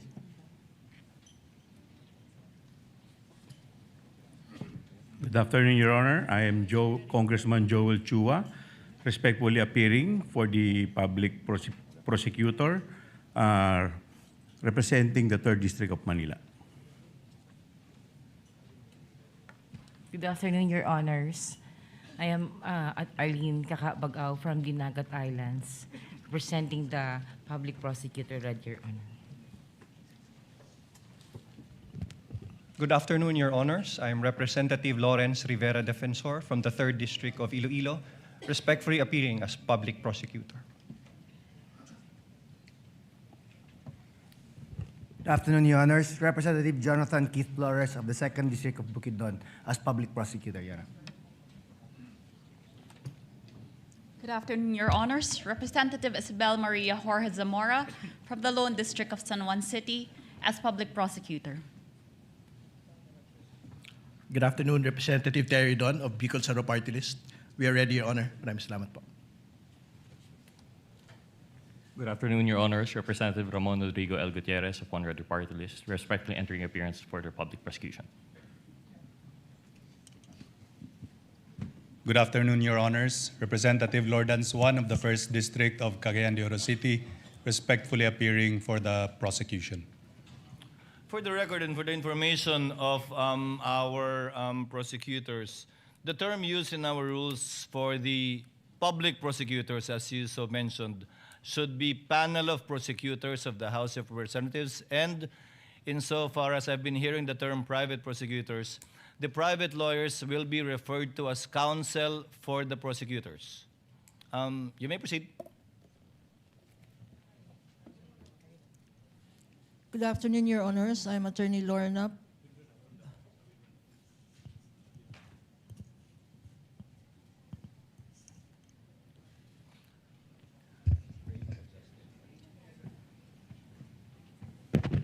Good afternoon, Your Honors. I'm Attorney Lorna Pataho Kapunan, counsel for the prosecutors, under the control and supervision of the panel of prosecutors from the House.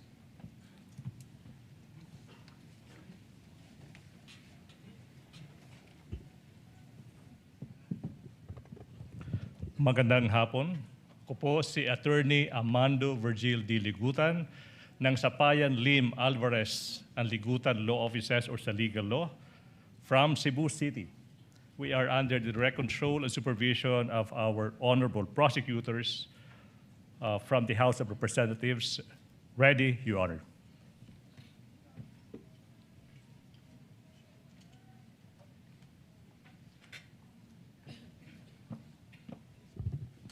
Good afternoon, Your Honors. I am May Sancho Divina Gracia of the Co and Divina Gracia Law Offices, and I am respectfully entering my appearance as counsel for the prosecutors.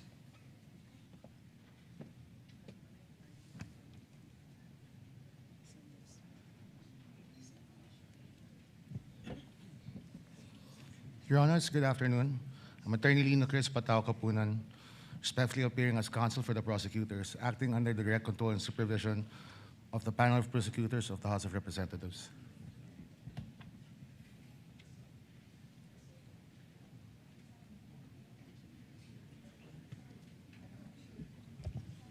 Good afternoon, Your Honors. Attorney Sonia Castillo, private prosecutor, under direct control and supervision of the public prosecutors.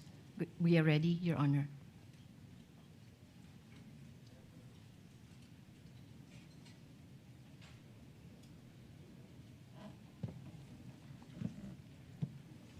Good afternoon, Your Honors. Attorney Dina Melissa Lorenzo Singyan, for counsel for the prosecutors. We are ready, Your Honor.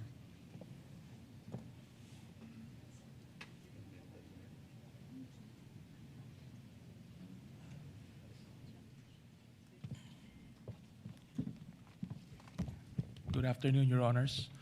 I'm Attorney Marford T. Fua, appearing as counsel for the panel of prosecutors. Good afternoon. We are ready, Your Honor.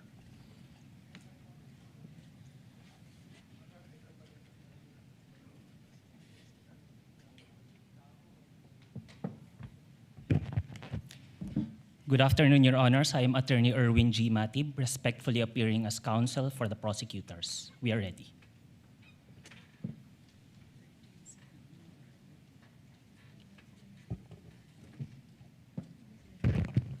Good afternoon, Your Honors. I'm Attorney Justine Lamarca, respectfully entering my appearance as counsel for the prosecutors. We are ready, Your Honor.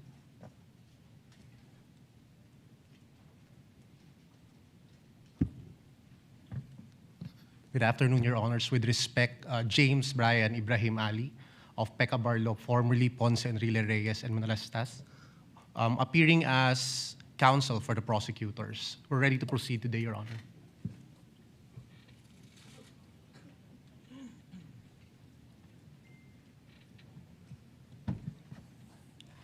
Good afternoon, Your Honors. I'm Attorney Reynaldo Robles of the law firm of Chan Robles and Associates, appearing as counsel for the prosecutors under the control and supervision of the public prosecutors. Ready, Your Honor.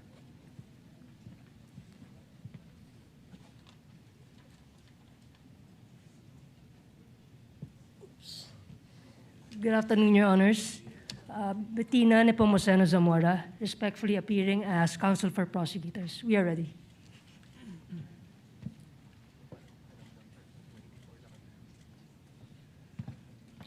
May it please the Court, Attorney Theodore Te, appearing as counsel and under the control and supervision of the House panel of prosecutors.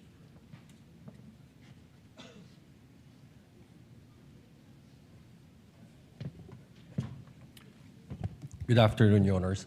Attorney Benjamin Sigua Tolosa Jr., respectfully appearing as counsel for the prosecutors, acting under the direct control and supervision. The prosecution is ready, Your Honors.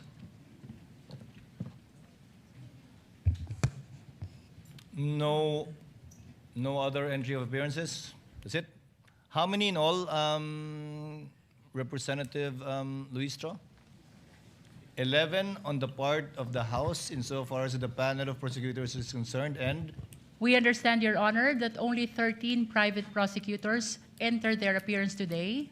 Nevertheless, Your Honor, as manifested by the Honorable Jokno, a written entry of appearance has been filed already with the Honorable Impeachment Court.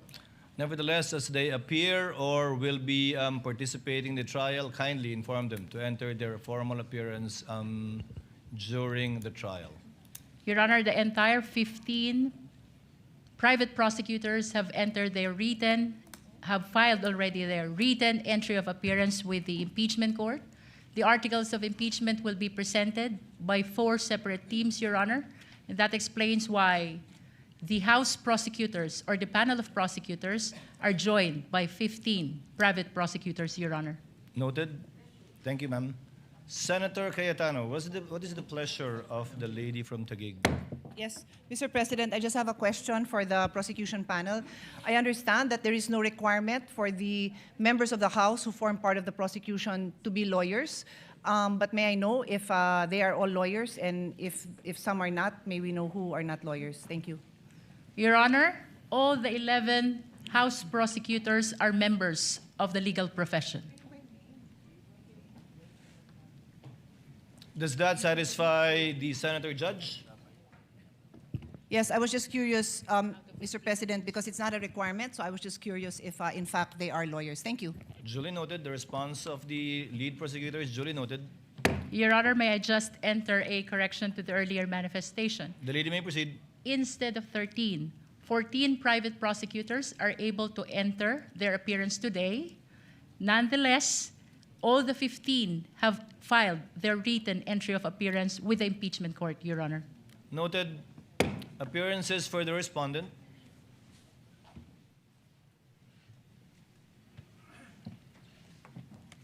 Good afternoon, Your Honors. I am Sheila Sison, respectfully appearing for Vice President Sara Zimmerman Duterte. With the permission of the court, my co-counsel will enter their respective appearances. You may proceed. Gregorio Y. Narvasa II.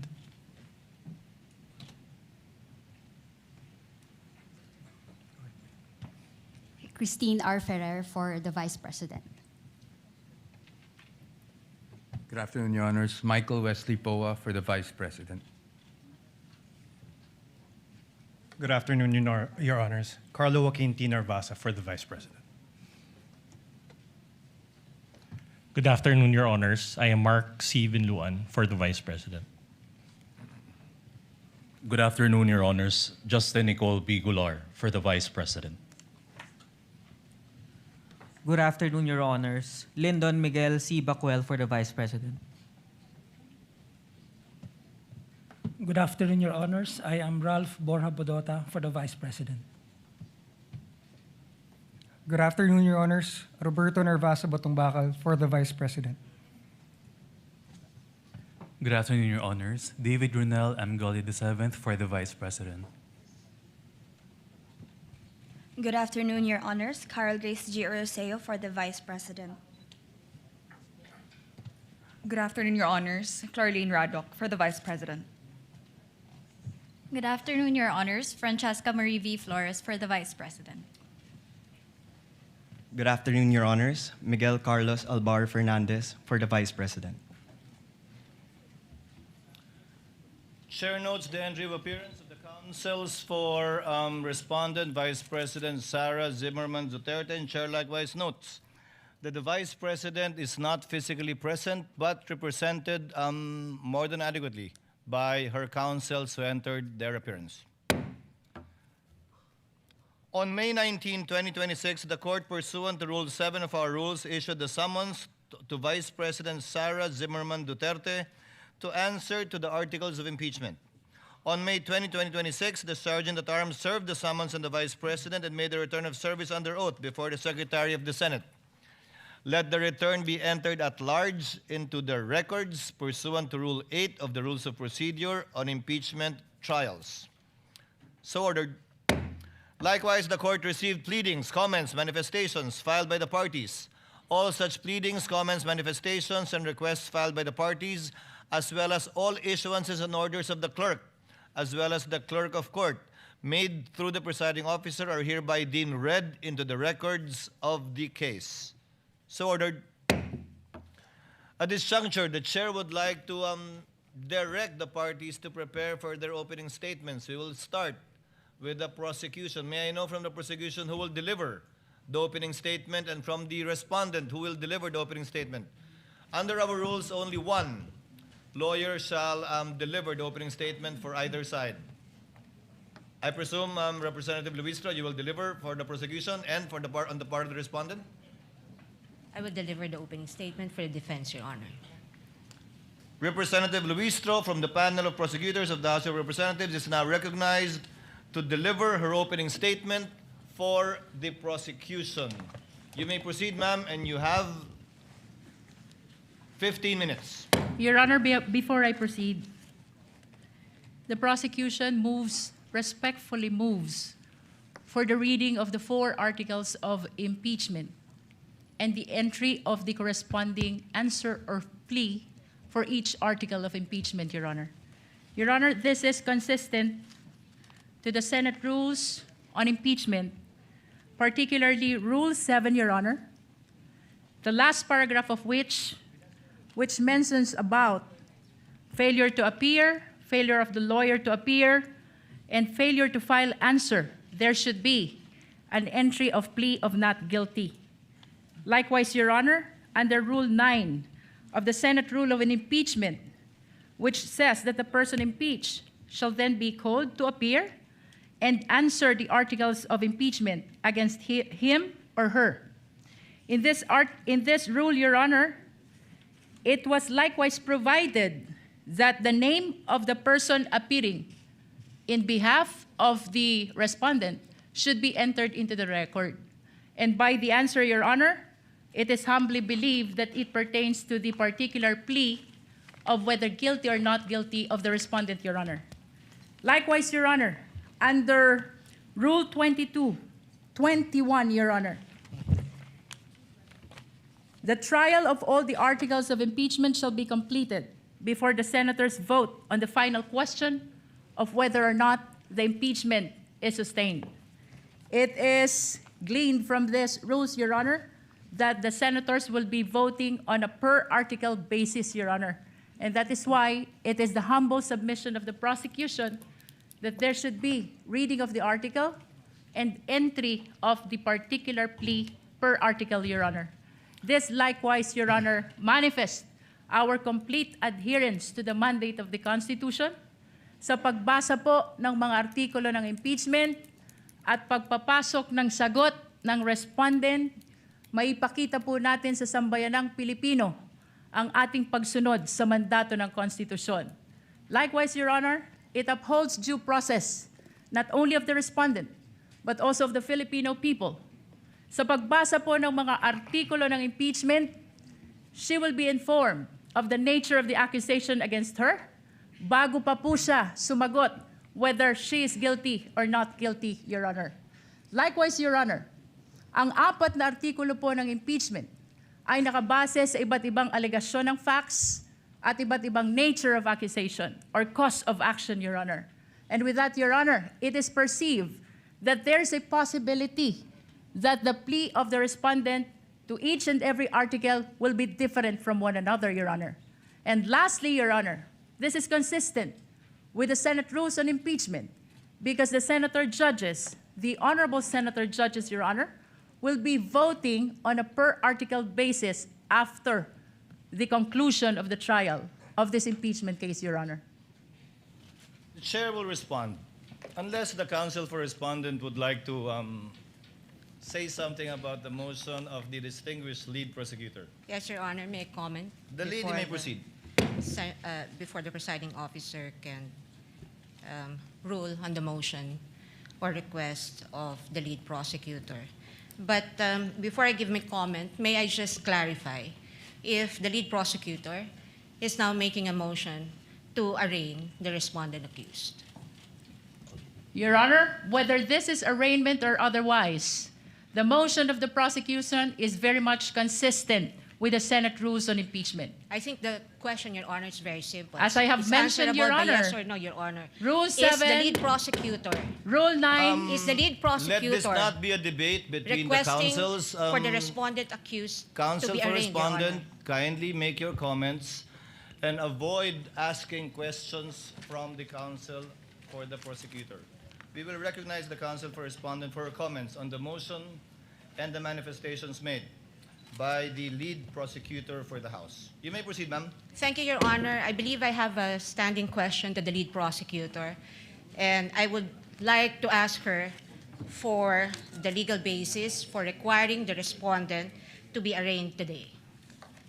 Because, Your Honor, I note that in her request earlier and manifestations given for the respondent to be arraigned today, she cited Rule 7, Rule 9, and Rule 21. However, in Rule 7, it very clearly states that if the person impeached after service shall fail to appear either in person or by counsel on the day so fixed, or appearing shall fail to file his answer to such articles of impeachment, the trial shall proceed nevertheless as upon a plea of not guilty. Well, this rule is clear. It does not talk about any arraignment. And if we take a look at this sentence, everything here has been satisfied. The respondent accused is here, has attended through counsel. She may not be in person, but the notice given to the defense is that she may appear through counsel. Second thing is that the respondent accused was also able to file her answer. And so Rule 7 does not support the request of the lead prosecutor that the respondent accused be arraigned today. Now, on the matter of Article 9, counsel also say that the person impeached shall then be called to appear and answer the articles of impeachment against him or her.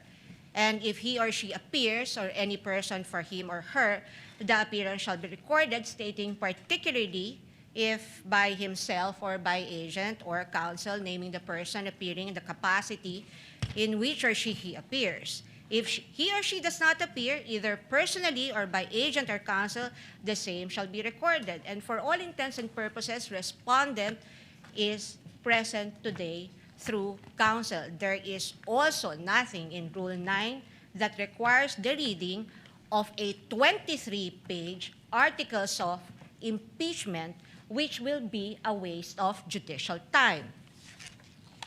Now, finally, under Rule 21, Your Honor,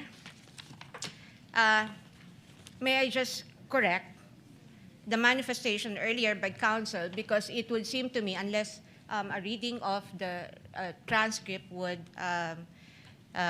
say that I'm mistaken, but I seem to have heard the lead prosecutor claim that the voting on the articles of impeachment will be per article. Well, that's true, but the first sentence of Rule 21 says, the trial of all the articles of impeachment shall first be completed before the senators vote on the final question on whether or not the impeachment is sustained.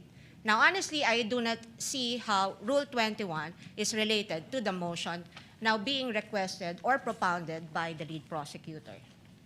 And at any rate, Your Honor, given that the respondent is represented by her counsel today, and this is consistent, her appearance is consistent with the notice given and in accordance with the rules on rules of procedure of this court, then we can enter her plea on her behalf.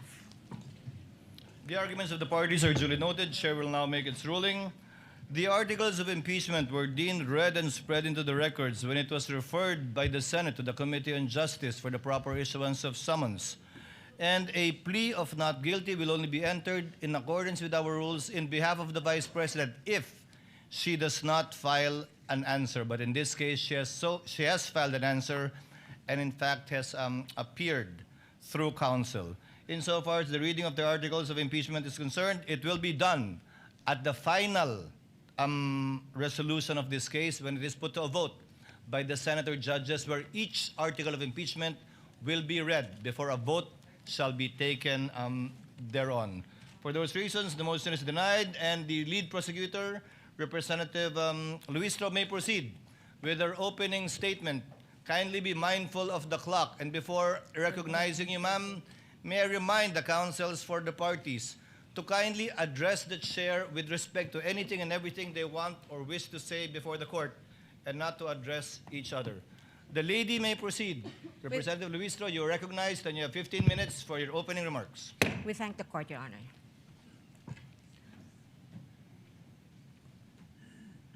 Mr. Presiding Officer, the Honorable Cheese Escudero, the Honorable Senate President, Honorable Win Gatchalian, sa atin pong mga kagalang-galang na Senator Judges, mga minamahal na kababayan, sa loob ng bulwagan o sa labas man, mga nakatutok sa telebisyon, sa cellphone o sa radyo, saang sulok man ng mundo kayo naroroon. Maraming Pilipino ang nagtatanong ngayon, bakit mahalaga ang paglilitis na ito? Ano ang kaugnayan nito sa buhay ng ordinaryong Pilipino? Lubos po naming nauunawaan ang mga tanong na yan. Sa katunayan, may isang driver na nagtatanong, paano sasapat ang kita sa pasada upang mapakain niya ang kanyang pamilya? May isang OFW na nagtatanong, hanggang kailan kailangan lumayo upang mapaaral niya ang kanyang mga anak? May isang guro na nagtatanong, paano pagkakasyahin ang kanyang sahod sa dami ng utang na hinuhulugan? May isang manggagawa na nagtatanong, hanggang kailan magtitiis sa pansamantalang trabaho at kakarampot na sweldo? Sa unang tingin, maaring sabihin na malayo sa buhay nila ang paglilitis na ito. Ngunit hindi. Hindi po. Sapagkat ang usapin ngayon ay patungkol sa isang bagay na pag-aari nilang lahat. Ang kanilang pera, ang kanilang tiwala, ang kanilang karapatan na maningil ng pananagutan mula sa mga pinuno na kanilang pinagkatiwalaan.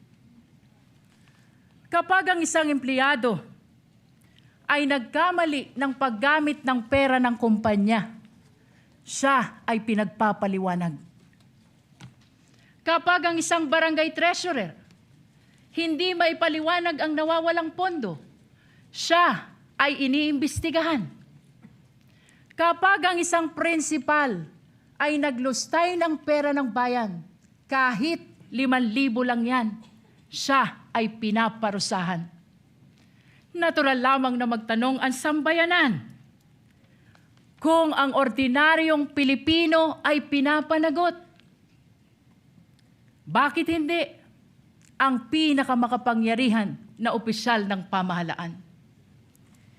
Ito ang dahilan kung bakit mahalaga ang paglilitis na ito.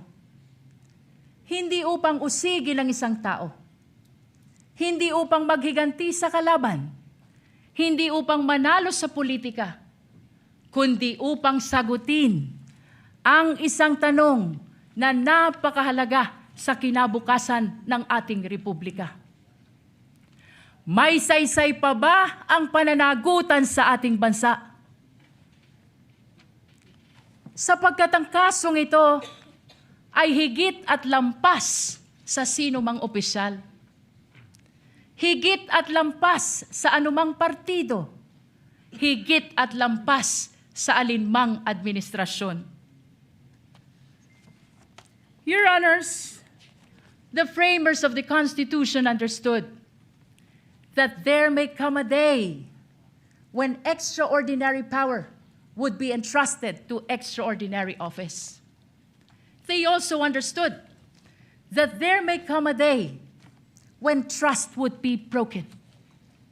And that is why they gave the House of Representatives the power to impeach and the Senate the duty to judge, not to punish political opponents, not to settle political scores, but to protect the republic itself. That is why the Constitution declares public office is a public trust. Ang kapangyarihan ay hindi pag-aari ng sino mang opisyal. Hiram lamang ito sa taong bayan. At ito ang dahilan kung bakit naririto tayo ngayon.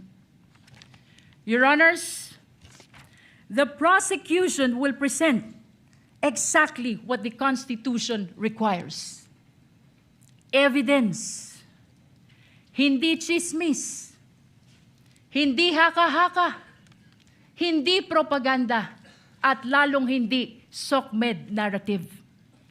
Evidence, official records, financial documents, government reports, video recording, statements under oath, independent findings of institutions created by law.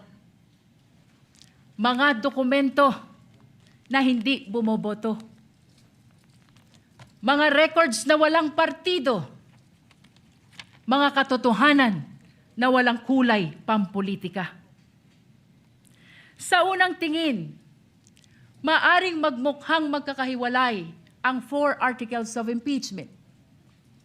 Confidential fund, unexplained wealth, bribery and corruption, threat against constitutional order.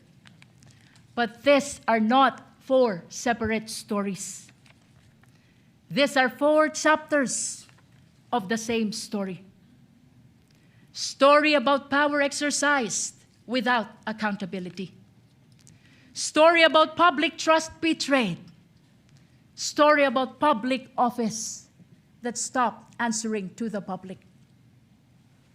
On the first article of impeachment, the evidence will show that more than 612 million pesos in confidential fund entrusted to the office of the Vice President and the Department of Education were disbursed, transferred, and liquidated under circumstances that cannot withstand scrutiny.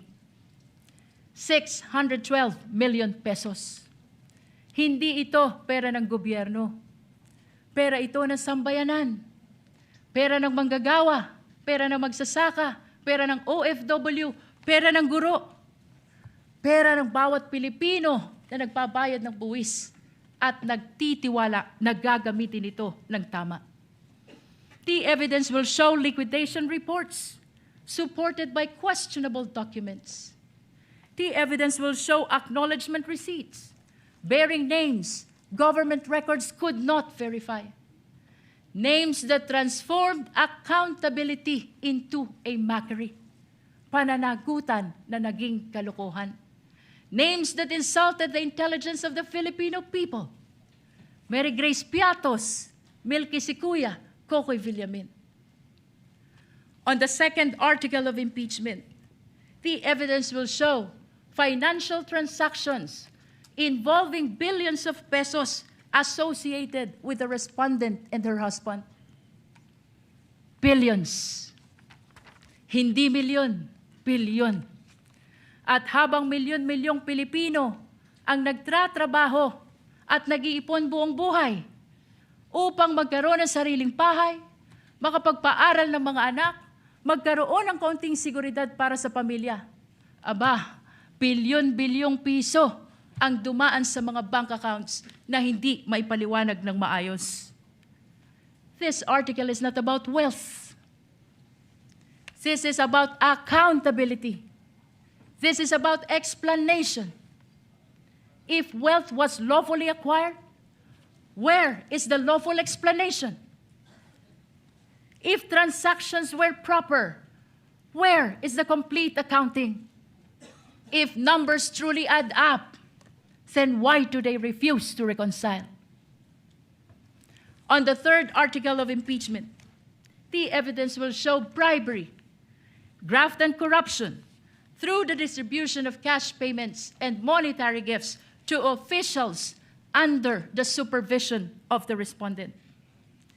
This article is not simply about envelopes. This is about institution. This is about whether loyalty was purchased rather than earned. Government cannot function if loyalty is purchased instead of earned. Kapag nabibili ang katapatan, nawawala ang integridad.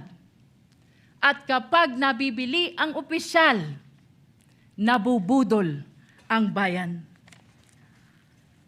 Perhaps the greatest tragedy is where the conduct allegedly occurred. In the Department of Education, Tama po sa DepEd. The institution entrusted with teaching future generations honesty, responsibility, integrity.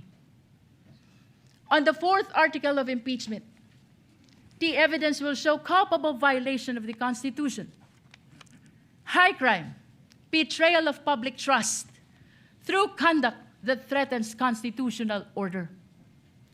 Among all allegations before this court, none strikes more directly at the heart of constitutional order than this one.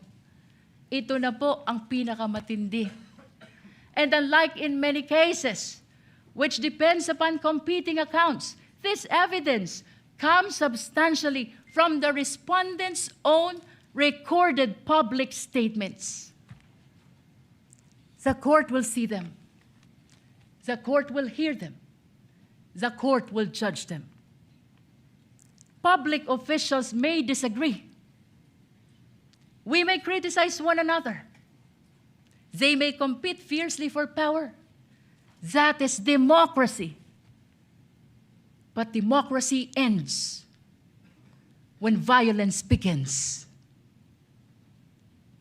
Sa kasaysayan ng ating republika, walang vice presidente na may kaibigan na hitman. Ngayon lang. Walang vice presidente na nagpapapatay ng Pangulo. Ngayon lang. Walang vice presidente na handang magpapatay para lamang makaupo sa pwesto. Ngayon lang. The Constitution provides many means on how to resolve political conflict. Election, legislation, public debate, judicial review, and even impeachment. But it does not permit threats. It does not permit violence. It does not permit people entrusted with power to place themselves above constitutional restraints. Your Honors, at the center of this case lies a simple question, perhaps the most important to any republic. When the people entrust power to a public official, does the public official remain accountable to the people, or do the people become accountable to the public official? The Constitution's answer is very clear. Power belongs to the people. Public office is merely borrowed. And every borrowed power carries with it the obligation to account for its use. If a barangay treasurer must account for public fund, then so must the vice president. If an ordinary public servant can be investigated, then so can the highest officials of the government. If ordinary citizen is expected to obey the rules, then surely those who govern them must obey them first.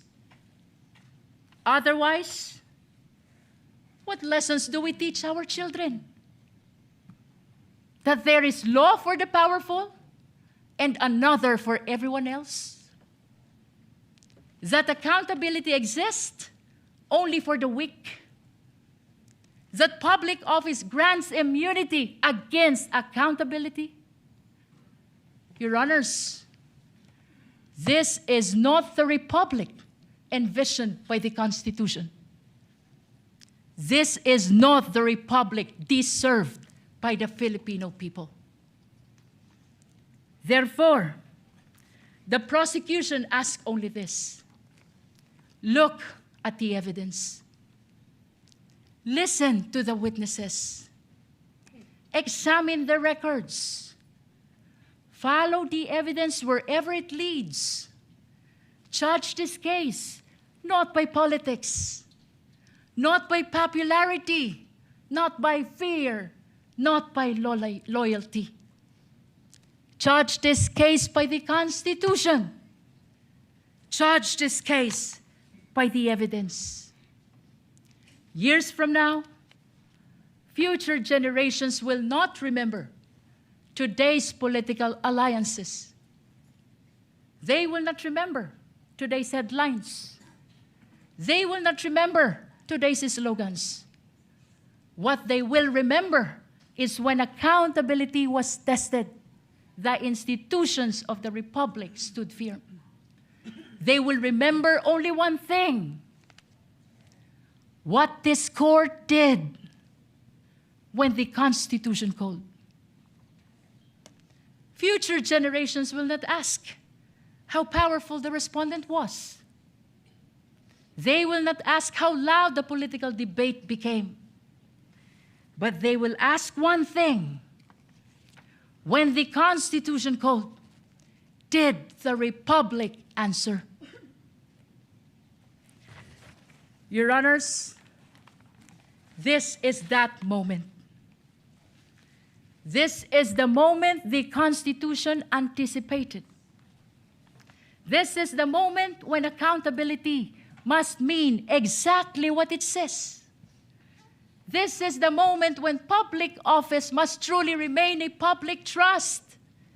This is the moment when the Republic must demonstrate that laws are applied equally to the powerful and the powerless alike.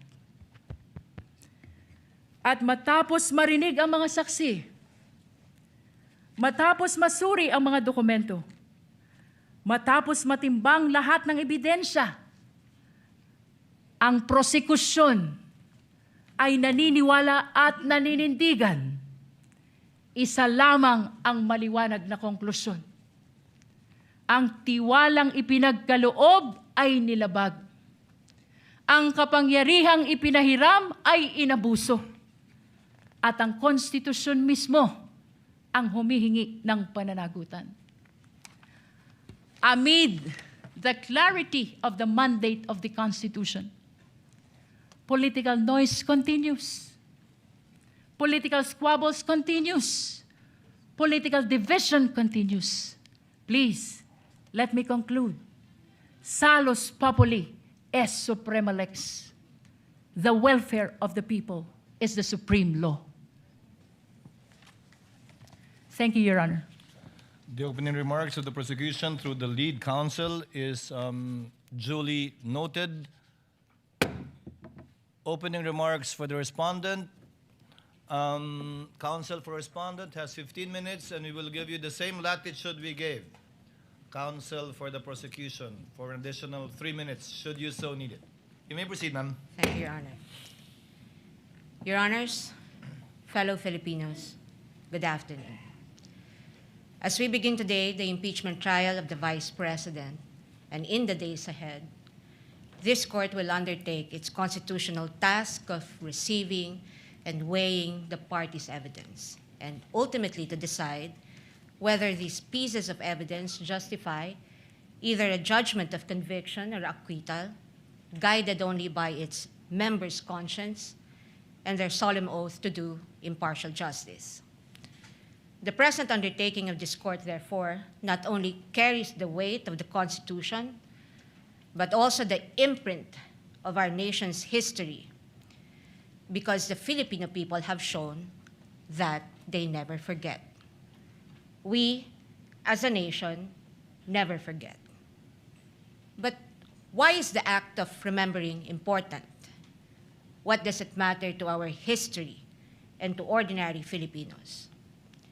Because in this trial, the prosecution proposes that we unseat the Vice President elected to office by more than 32 million Filipino people, more than the number of votes cast for the sitting president, and much greater than any of the votes secured by each of the members of the House of Representatives who now are here to prosecute her and seek to undo this people's choice.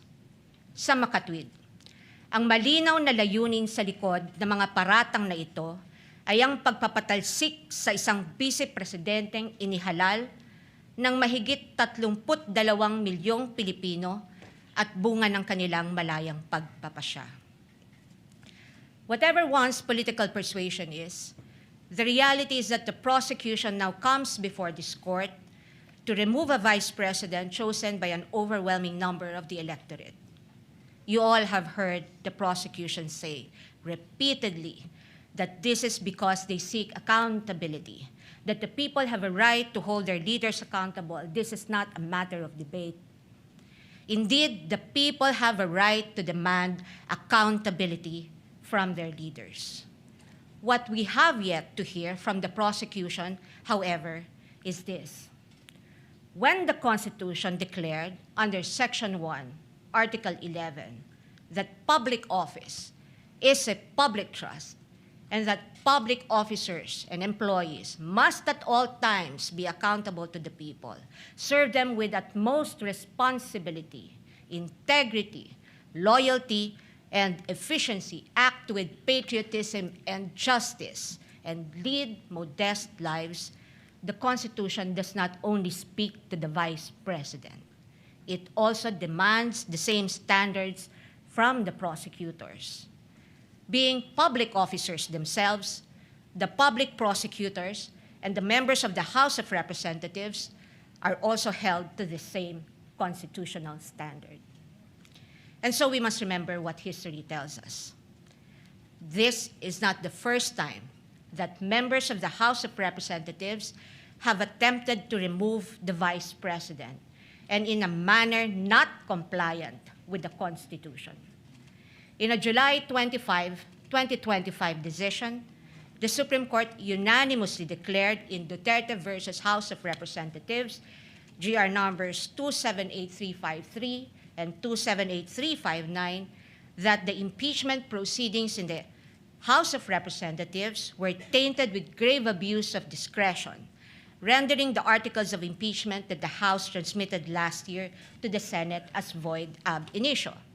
Early this year, the Supreme Court unanimously denied with finality the House of Representatives' motion for reconsideration of that decision, with a reminder that while impeachment is a powerful democratic process to call out corruption and grave abuse, impeachment can be abused, and that impeachment should never be abused to maintain the hegemonic dominance of greed by shaming those who occupy high government positions into preventing them from doing what they were sworn to do. But perhaps the most enduring reminder of the Supreme Court that we must not forget in the entire course of this trial is that, in the words of the court, the rule of law that does justice is our lodestar, and that justice includes accountability. Justice includes fairness. Without fairness, there is abuse. This fairness is what our democracy is all about. It is in light of these reminders that we draw attention to certain fundamental legal principles that we think we must not forget throughout this trial. Mga batayang prinsipyo na dapat nating tandaan sa buong panahon ng paglilitis na ito, anuman ang ating kulay o politika. If we are to be true and honest to our proclaimed values, such as the pursuit of accountability, justice, and integrity in our system of government, then we must remain possessed of an unyielding resolve to ensure that the trial and judgment in this case are done in accordance with the command of the Constitution, the majesty of the law, and the discipline required by the rules. Otherwise, those who stand in sanctimonious judgment of the Vice President will send a clear message that the law can be bent when it suits the convenience of the powerful, and that justice can be sacrificed at the altar of partisan interests. Mahalagang tandaan ang mahigpit na paalala ng ating Korte Suprema. Impeachment is not a purely political proceeding. It is primarily a legal, political, and constitutional mechanism. Ibig sabihin, kailangang naayon sa batas at konstitusyon ang anumang proseso nito. According to the Constitution, it is the Senate that shall have the sole power to try and decide all cases of impeachment. This power is not shared. The Constitution gives no other body department, tribunal, agency, or a mere committee of any of these institutions the power to try an impeachment case. The House merely initiates, the Senate tries. Yet, we have seen the Committee on Justice conduct what its chairperson, the lead prosecutor in this case, described as a mini trial, which, as we all had witnessed, became a vast fishing expedition of alleged evidence that were not even part of the impeachment complaints under its consideration and which the respondent accused was made to answer. In that mini trial, we saw how the purported pieces of evidence were curated to construct a narrative against the Vice President even before this case reaches trial. The articles of impeachment presented before this court as an exercise of the House's power to initiate impeachment cases are therefore, in sober truth, the product of an impermissible intrusion of clear constitutional boundaries.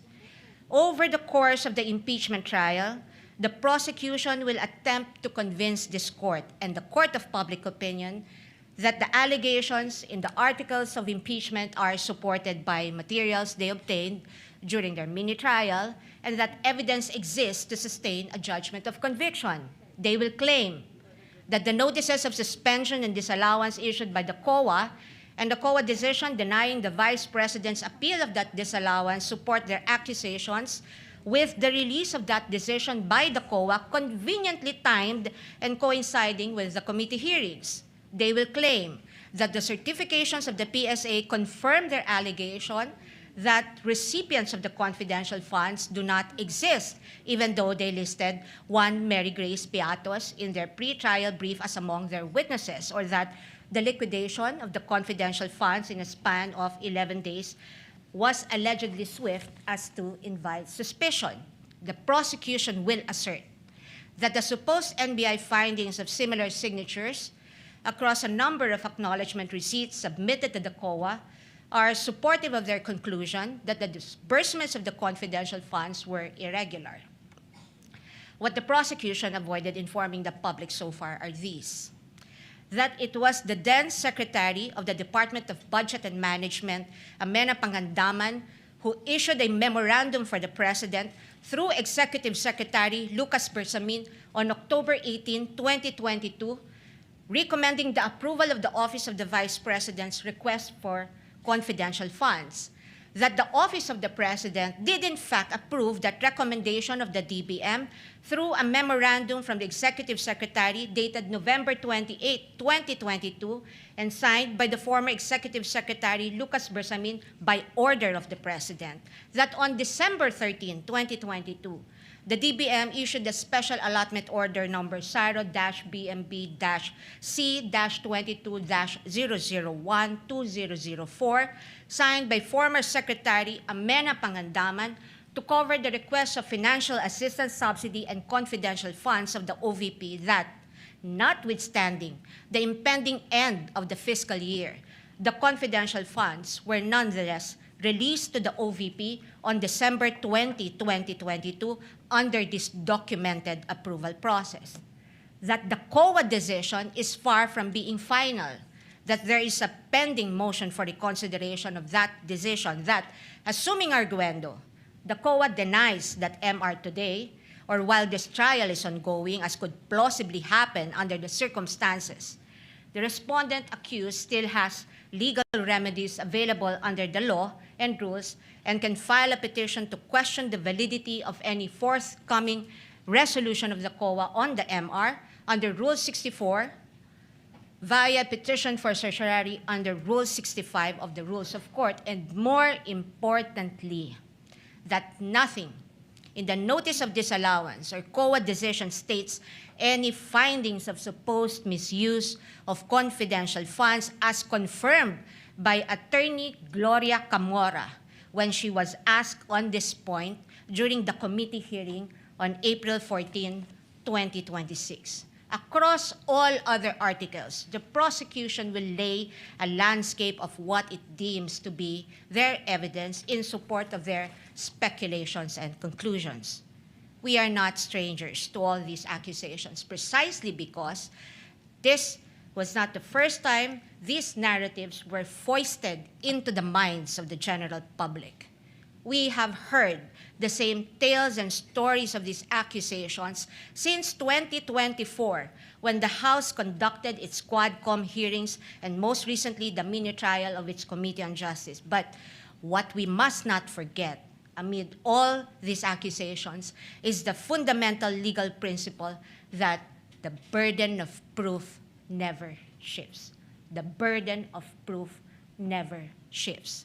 He who accuses must prove his allegations with evidence that meets not only the degree of proof required, but also meets the evidentiary standards of admissibility, credibility, relevance, materiality, and competence.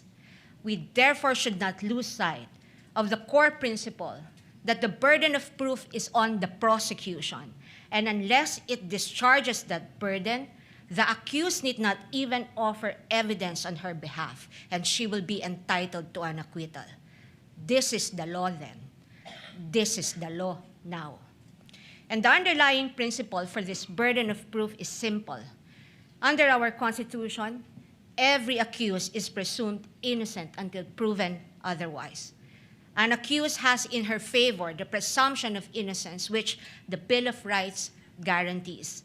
This also brings to fore the reality that, in the words of the Supreme Court in People versus Pagal, the individual citizen is but a speck of particular molecule vis-a-vis the vast and overwhelming powers of government, and his only guarantee against oppression and tyranny are his fundamental liberties under the Bill of Rights, which shield him in times of need.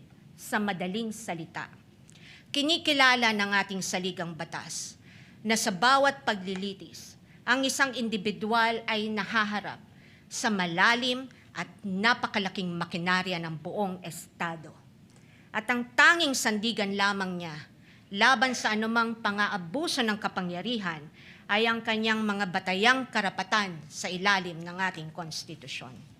Kaya't mahalagang linawin na sa gitna ng pagtatangkang ikondisyon ang kaisipan ng mamamayang Pilipino at sa gitna ng walang humpay na komentaryo sa mga pampublikong espasyo, wala pang maituturing na anumang ebidensya o alegasyon na napapatunayan ng prosekusyon sa simpleng dahilan na ang bawat ebidensya ay kailangang dumaan muna sa paglilitis at pagsusuri ng korteng may tanging kapangyarihan sa ilalim ng ating saligang batas. Higit sa lahat, ang anumang paglilitis ay kailangang naayon sa itinatakda ng ating batas at konstitusyon at hindi lamang sa kagustuhan ng iilang may hawak ng kapangyarihan. One might ask, why is it important that we must not forget these basic principles? The ruling of the Supreme Court tells us why. The Bill of Rights applies to the entire impeachment process because inasmuch as our court recognizes that impeachment is a political process, it reminds us that it is not a purely political process but a legal and constitutional mechanism. Thus, if we are to uphold the rule of law, serve justice, and invoke the accountability mechanism, then this court and we as a people must guarantee that all efforts to hold our leaders accountable must be done right. This we must not forget. I thank the court and the public for the privilege of your time. May God bless our country. Opening statement of the Counsel for Respondent is duly noted and entered into the records. The court will now proceed to dispose of some of the incidents that were brought up during the pre-trial conference, as well as other pending matters and motions. First, on the sequence of the presentation of the articles of impeachment. The pre-trial order stated that the prosecution has a free hand to determine the sequence of the presentation of the articles of impeachment. However, respondent will be similarly accorded the same right insofar as the presentation of their evidence and witnesses in chief is concerned, may we now learn from the public, from the panel of prosecutors rather, what will be the sequence of presentation of the articles of impeachment that they intend to pursue? Attorney Jokno is recognized. You may proceed, sir. Thank you, Your Honor. The first article we will be presenting will be Article 4 on grave threats. Second will be confidential funds, Article 1. Third, bribery, that is Article 3. And the fourth is unexplained wealth, Your Honors. That's Article 4. No, 2. I'm sorry, Article 2. I stand corrected. So the sequence of presentation shall be Article 4, Article 1, Article 3, and then Article 2. Yes, that is correct, Your Honor. So I presume that beginning tomorrow, once we issue the subpoena for your first set of witnesses, you shall begin with Article 4. Yes, Your Honor. Again, Chair rules that the respondents have the same and equal privilege of presenting its case as it so desires when it's time to present its evidence in chief shall come. What is the pleasure of the counsel for respondent? Thank you, Your Honor. May I ask if the prosecution is ready to present its first witness today because the defense is ready today, Your Honor? Duly noted. We will get to that later. If Next Your item Honor, in the please, agenda. If Your Honor, please. Yes, I Representative have just Jokno. noticed that Your Honor had already directed the counsel for the defense not to propound questions to the prosecution. This is already the second time that she's doing that. She appears to be assuming or arrogating the powers of the court, because as I understand the rules, it's only the court that can propound questions to the counsels. Your Honor, may I comment?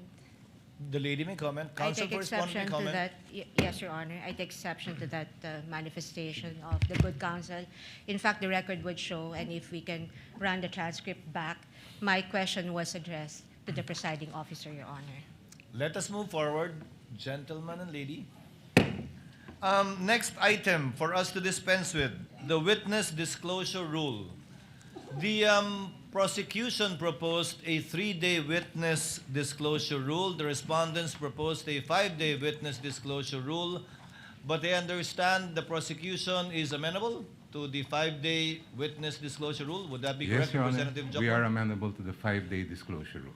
Chair therefore rules that insofar as disclosure to both to either party of a witness to be presented not mentioned in the pre-trial order and or briefs of the parties shall be for 5 days.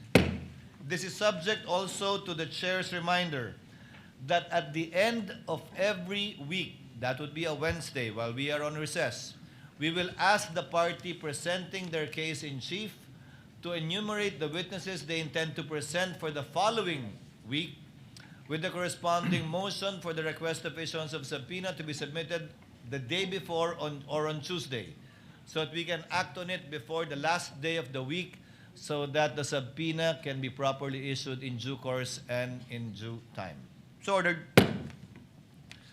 On the examination of a witness by more than one counsel as propounded or proposed by the prosecution, the rules of the Senate are clear. Article 15 of the Rules on Impeachment states, witnesses shall be examined by one person on behalf of the party producing them and then cross-examined by one person on the other side. Court therefore rules that as a rule, only one person shall present a witness. However, in the exigency of the delivery and administration of justice, and under certain exceptions, the court may allow more than one counsel to examine and or propound questions to a witness. To cite an example, just for the sake of the record, if, for example, the panel of prosecutor disagrees with how the counsel for prosecutor is handling the case, the panel of prosecutors or one of them can take over, and that is but proper and should be allowed and will therefore be considered as an exemption to that rule. And other similar exigencies will be allowed in order to afford the orderly administration of justice and of these proceedings. So ordered. Insofar as the BIR box is concerned, What is the pleasure of? Insofar as the BIR box is concerned, this box was turned over to the Senate as part of the documents, including the articles of impeachment. However, the court is not yet in custodia lehis of this box, given that there is no lawful order issued by the court for this box to be turned over to the Senate. More so that it is not yet offered in evidence, not even as of yet marked. The chair therefore orders that the BIR box, closed, sealed, and as it is received, be sent back to the BIR, or the Bureau of Internal Revenue, without prejudice to any action that the court may take if a motion will be filed by either party for the issuance of a subpoena, and we shall await action, if any, by the BIR Commissioner should that time come. So ordered. Now, insofar as the subpoena requested by the prosecution for the two NBI agents, may I request the clerk of court to kindly read the motion for the issuance of subpoena ad testificandum.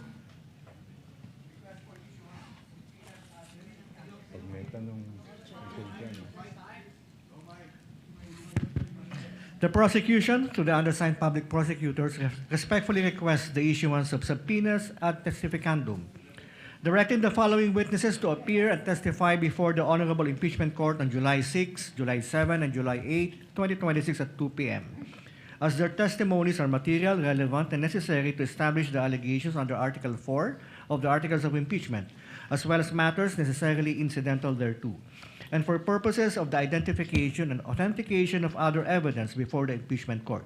Number 1, Attorney Jeremy C. Lotok, Regional Director, National Bureau of Investigation. Number 2, John Mark Kalilong, Senior Agent, National Bureau of Investigation. Respectfully submitted, Quezon City for Pasay City, July 1, 2026. We are not in receipt of any reservation or objection on the part of the respondent, counsel for respondent rather. However, Chair would like to ask the prosecutors, do you only request for a subpoena ad testificandum or a subpoena duces tecum as well? If I understand the record, Your Honor, please, it is a subpoena both for ad testificandum and duces tecum.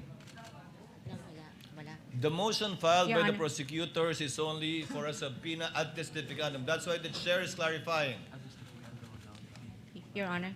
I stand corrected, if Your Honor, please. It's just Counsel for for ad respondent? testificandum. Counsel for respondent? If I may, Your Honor, just to set Please the record proceed. straight, the presiding officer earlier inquired mentioned that the court is not in receipt of any objection from the respondent. But just to set the record straight, the respondent has not received any copy of the request for subpoena being mentioned today, Your Honor. What we received, Your Honor, was a manifestation containing the list of the witnesses of the prosecution for July 6, 7, and 8, Your Honor. And so it would be impossible for the defense or the respondent to object or to even comment on a request that we were not served with any copy with.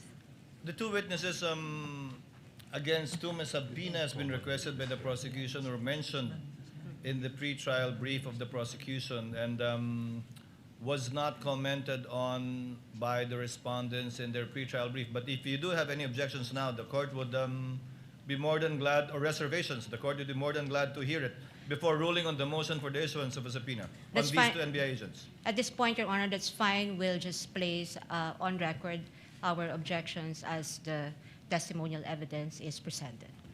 Duly noted. Chair hereby orders that the subpoena ad testificandum and duces tecum be issued to the aforementioned two NBI agents contained in the motion filed by the counsel for the prosecutors. Although by nature subpoena is ex parte, we would Chair would instruct the clerk of court to kindly upload all of the filings of all of the parties to the website for the information not only of the senator judges, but also of the parties and their counsels.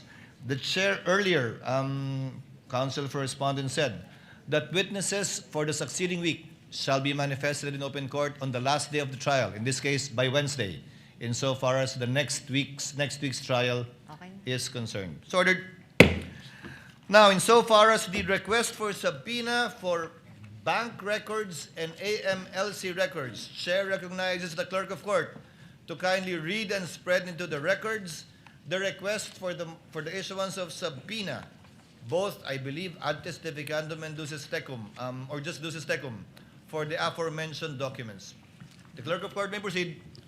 Request for issuance of subpoena duces tecum. The prosecution respectfully requests the issuance of a subpoena duces tecum to the branch manager of the following banks: BPI Julia Vargas Branch, BPI Green Hills EDSA Branch, Philippine Savings Bank Wilson Branch, BDO Unibank Inc. Davao CM Recto Branch, Metrobank Davao Ecoland Branch, BDO Unibank Davao Rizal Branch, Security Bank Bicutan Branch, Land Bank San Pedro Branch, Philippine Savings Bank Davao MADR Branch,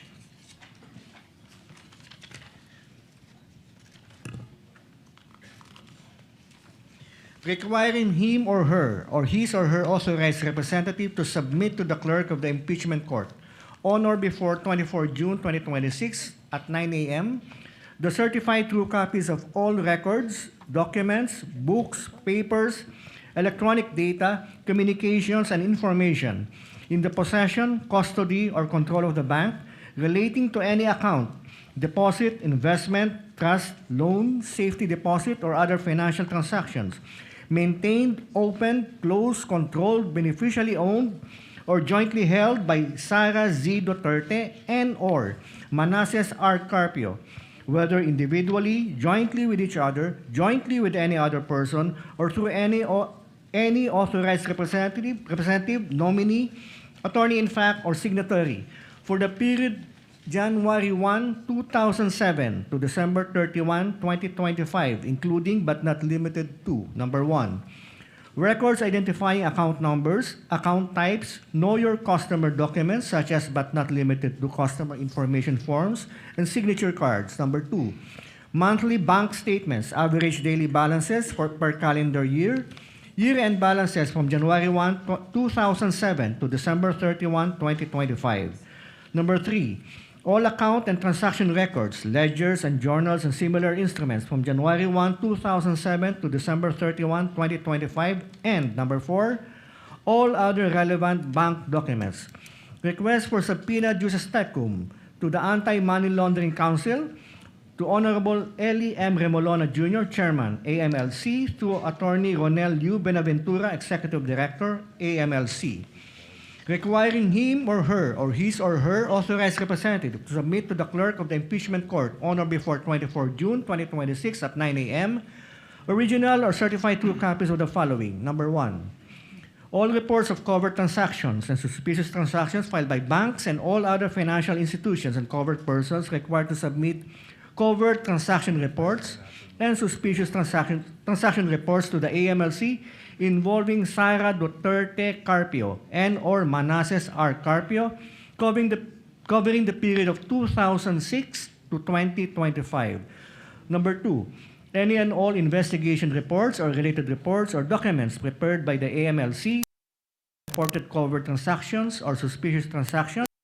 Number 3, electronic copies including Microsoft Excel files, database extracts, or machine-readable formats of AMLC, CTRs, and STRs for the period 2007 to 2025 involving Sara Duterte Carpio and or Manasseh R. Carpio. Respectfully submitted, Quezon City for Pasay City, June 18, 2026. Your Honor, may I comment? If Your Honor, please, before the defense makes a comment, just to obviate the proceedings and to facilitate the hearing today, if I may. The chair has not recognized anyone yet. May I be recognized, Your Honor?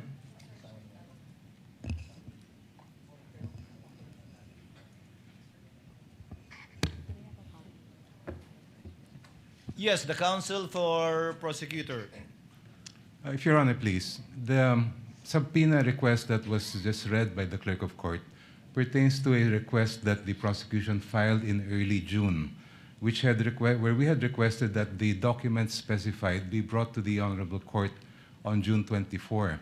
Since that date has passed and no subpoena has been issued, we had refiled just this afternoon a subpoena reiterating the same requests. And in the interest of justice and to allow the defense to comment or if they want object to the request that we filed this afternoon, perhaps if I may suggest, if Your Honor please, that we provide the copy to the defense, give them a period of time to submit their opposition or objection, and as well the same period of time to the prosecution to reply before the Honorable Court rules on this Counsel, request.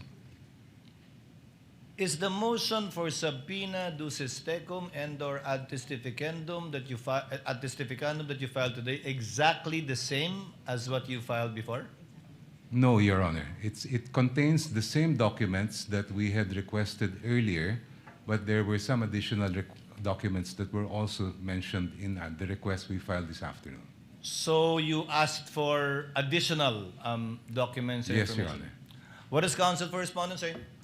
Your Honor, before I give my comment on the request for subpoena, I thank the good counsel for offering to provide us a copy of the request for subpoena, but we would also ask that we be provided with the June 2026 copies of the request for subpoena as well as the new one that the counsel mentioned today. But just for the record, it would seem to me that the request for subpoena covers documents involving years from 2006 up to 2025. And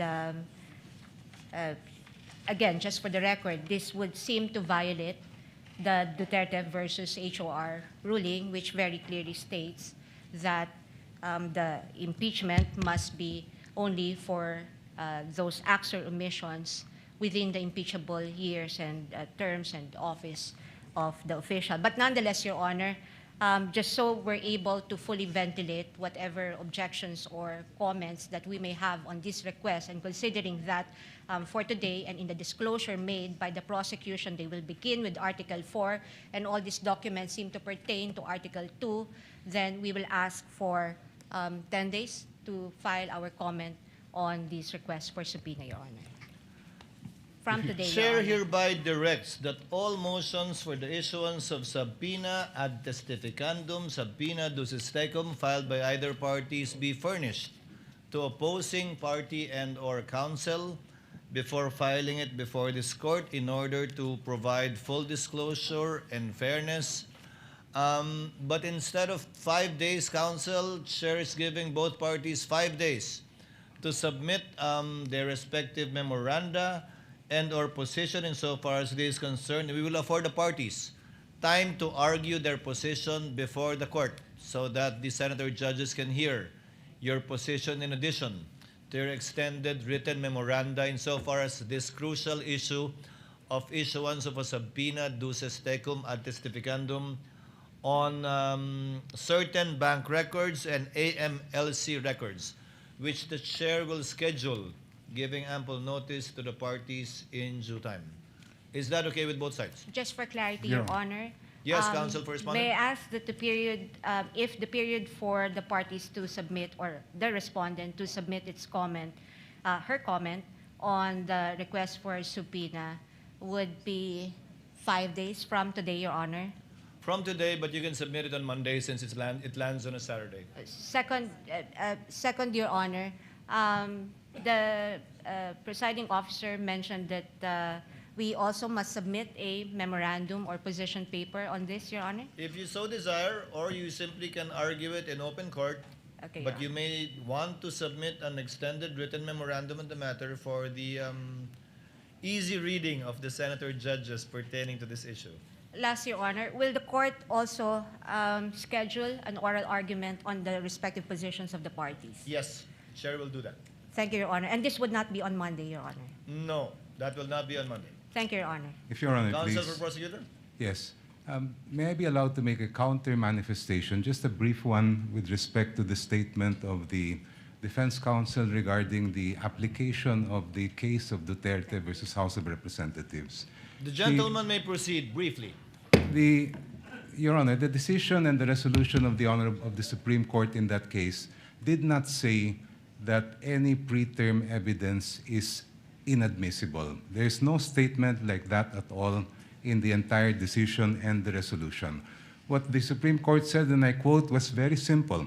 The basis of any charge must be for impeachable acts or omissions committed in relation to their office and during the current term of the impeachable officer. All of the articles in this particular case pertain to impeachable acts committed by the Vice President during her term as an impeachable officer, including unexplained wealth. If I may just be allowed 1 minute, Your Honor, to explain that. The 1 minute.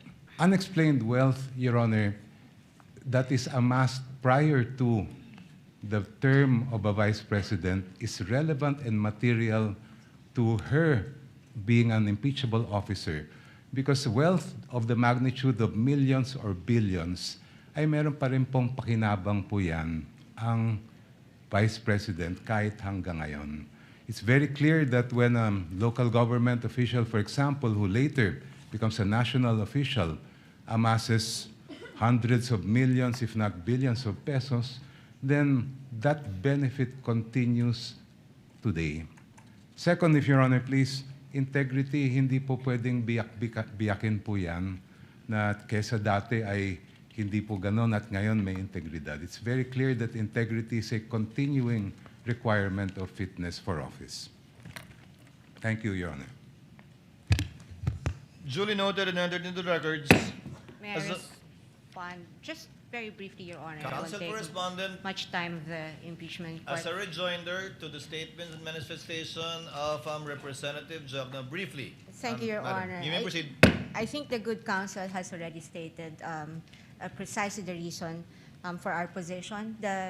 We maintain our belief that the Duterte versus HOR ruling precludes any of these trawling incursion, again, on private records of so many individuals and so many entities when nothing in the articles of impeachment point to any specific allegations as to the relevancy of all these documents, Your Honor. But nonetheless, we will include all our position and as well as our objections on the request made today with respect to these documents, and what it would seem to the defense would be another 2.0 version of a fishing expedition. May I also, Your Honor, just to clarify also the period given to us to comment on the request for subpoena, may we ask that the 5-day period run from our receipt of the copies of the documents, Your Honor. We will make sure that the counsel for respondent will get that today. Thank you, Your Honor. The comments of both counsels of the parties are duly noted and entered into the records. Chair would like to apologize to Senator Cayetano, who has been waiting for quite some time. Thank you for your patience and indulgence. Senator Cayetano is recognized. What is your pleasure, sir? Presiding Senator Judge. Since we already stated as a court that we will take literally Section 3, subparagraph 6 of Article 11 of the 1987 Constitution, that no person shall be convicted without the concurrence of 2/3 of all members of the Senate, may I ask the members of this court, through the presiding justice, to consider, not today, I have a proposal, but not today, but to consider communication with the Sandigan Bayan for the attendance of Senator Dante Marcoleta and Senator Jinggoy Estrada, considering that the presiding officer may correct me if I'm wrong, but if we get to Section 21, as discussed a while ago by the defense, the prosecution and defense, and we do not know what will happen. Their case may be dismissed. They can be out on bail. So we want them to be able to participate and observe the witnesses as senator judges here. I do know that Senator Jinggoy is under suspension, but there's an argument to be made that the impeachment court is sui generis. In ordinary committee hearings, we do coordinate with courts to ask that persons under their custody be delivered to the Senate or the House of Representatives under certain conditions. So I'd like to formally ask, Mr. President, that this court consider that. I will submit whether you'd rather have a caucus or a in-camera discussion, or if you want us all to submit our legal opinion. I wouldn't also mind the prosecution and defense weighing in, but considering that if they do not attend and they are here, sorry, Mr. President, considering that if they do not attend at all and cannot vote, their vote will be equal to a acquittal. And as we said from the start, we want a fair and we want justice, we want a fair impeachment trial. Sinabi ng prosecution na sana tignan yung ebidensya, pakinggan mga witnesses. So kahit gawin to ni Senator Marcoleta at kahit gawin to ni Senator Jinggoy, and of course this is my personal opinion that may politika sa pagpapakulong sa kanila. That's my personal view. Allowing them to attend here might add to the integrity of the proceeding and actually make things easier when the time comes to render a verdict.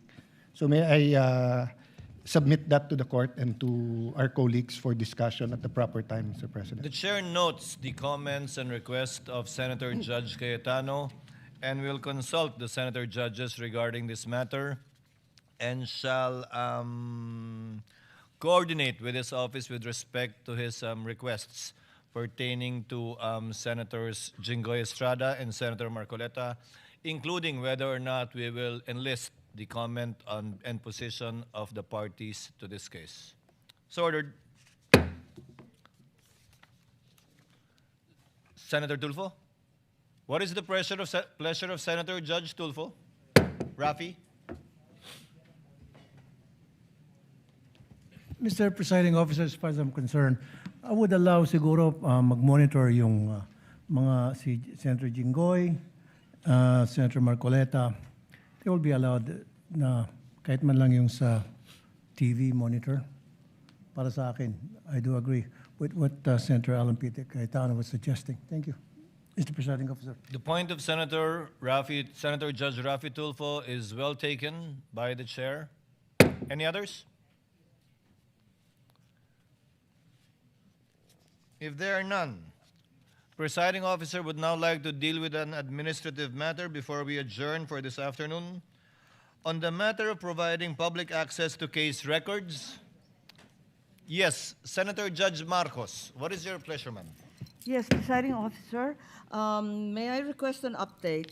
As I recall, during the pretrial conference, there was disagreement on how to go about the markings on the various documents, and among the thousands of pages that we have received in evidence for the trial, it apparently was resolved that the counsels would place their initials on the evidence. Is that correct? Is that still what stands today? And each party would take their respective evidence or files and present the same during the trial to guarantee that the same evidence would be presented. Is that correct? That is correct, with the exception of some, I think, documents that where the original was not presented, which is being corrected, I think, by the parties as we speak. Are we, in fact, in receipt as judges of all these thousands of pages? Dahil ako, simple lang hinahanap ko yung affidavit of investigation, yung dalawang NBI na unang testigo na sana haharap ngayon, nakita ko sa libu-libong pahina na sinubmit, mali-mali ang pagka-annex ng AOI. Hindi ko talaga mahanap. Tapos, ang sabi doon, Annex G. Pero nung kinalkal ko yung Annex G, hindi naman affidavit yun, kundi disbursement voucher or something like that. Kaya hindi ko alam kung nag-provide ba talaga ang clerk ng Senate ng records as marked during pre-trial at kung pinal na talaga ito at pag-aaralan natin.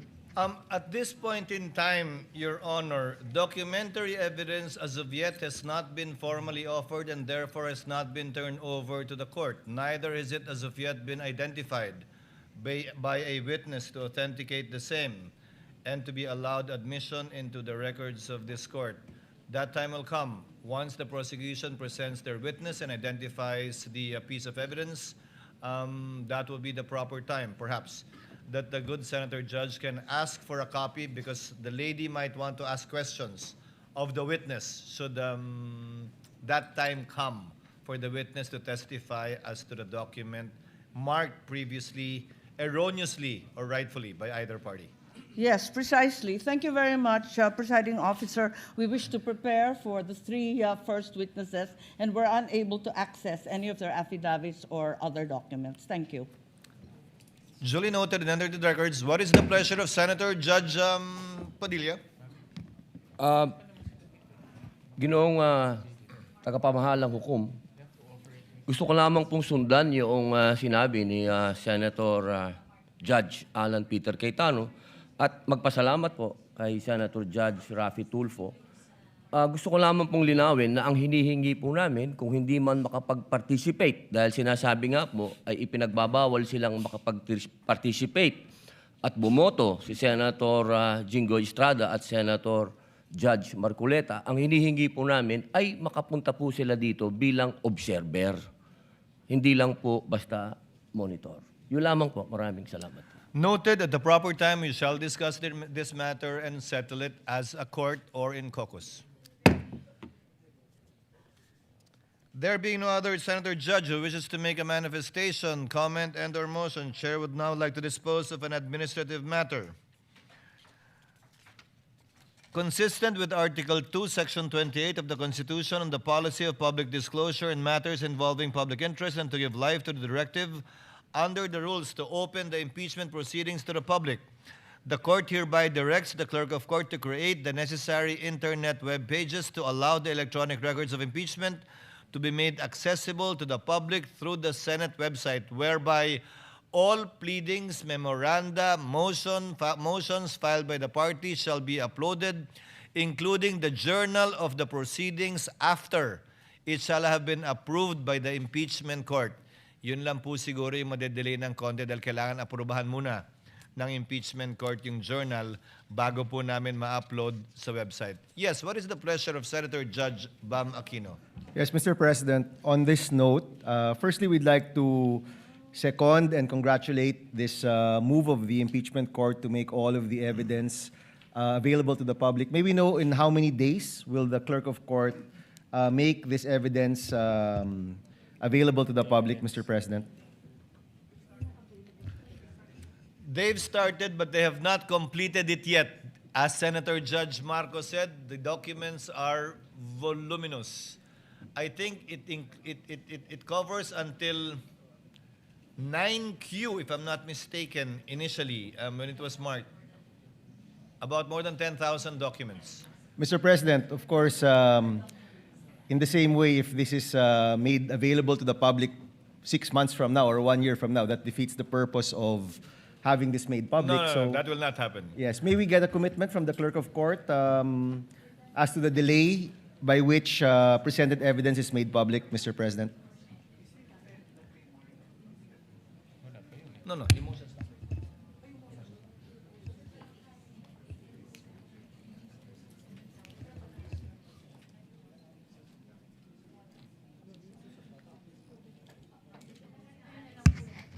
Let me clarify, Your Honor.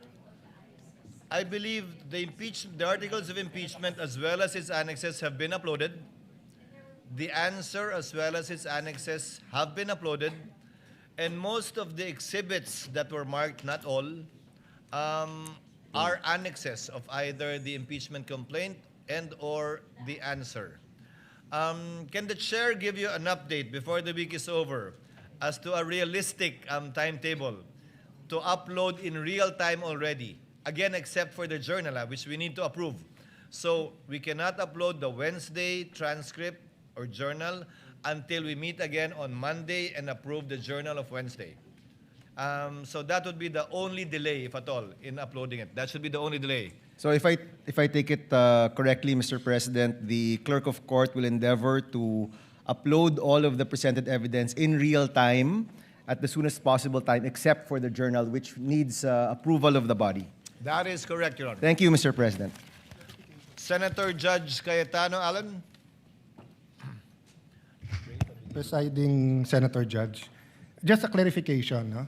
So no problem with complete transparency with any public records. But when we talk about evidence, precisely that's why we want a fair trial, due process. There's a process wherein the prosecution shall present evidence, then they will offer it. And then if there's a question as to the relevance or if it is prohibited. For example, if a evidence presented is a fruit of the poisonous tree, will we upload that? We haven't decided yet here whether we will accept it as evidence or not. So let me tell you first which ones personally I don't have a problem with.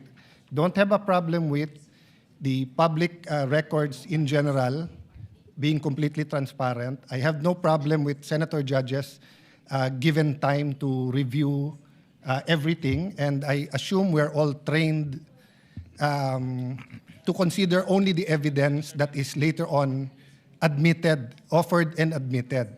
So my problem is that, for example, no, if someone offers now, between now and the trial, wiretapped recordings, do we upload that when we have not made a ruling yet on that? So I just want to be clarified on that. The chair will clarify. As the chair said earlier, only the pleadings, motions, and memoranda filed by the parties, and insofar as the exhibits marked are concerned, only those attached as annexes to either the articles of impeachment and or the answer to the impeachment complaint.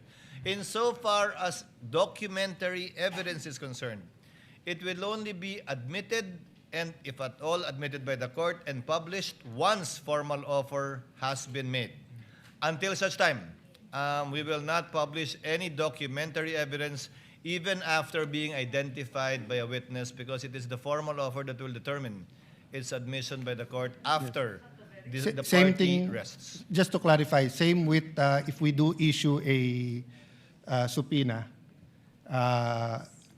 duces tecum. The subject matter of the subpoena will not be published, but the motion for the issuance of a subpoena Thank you. will. Thank you for that clarification.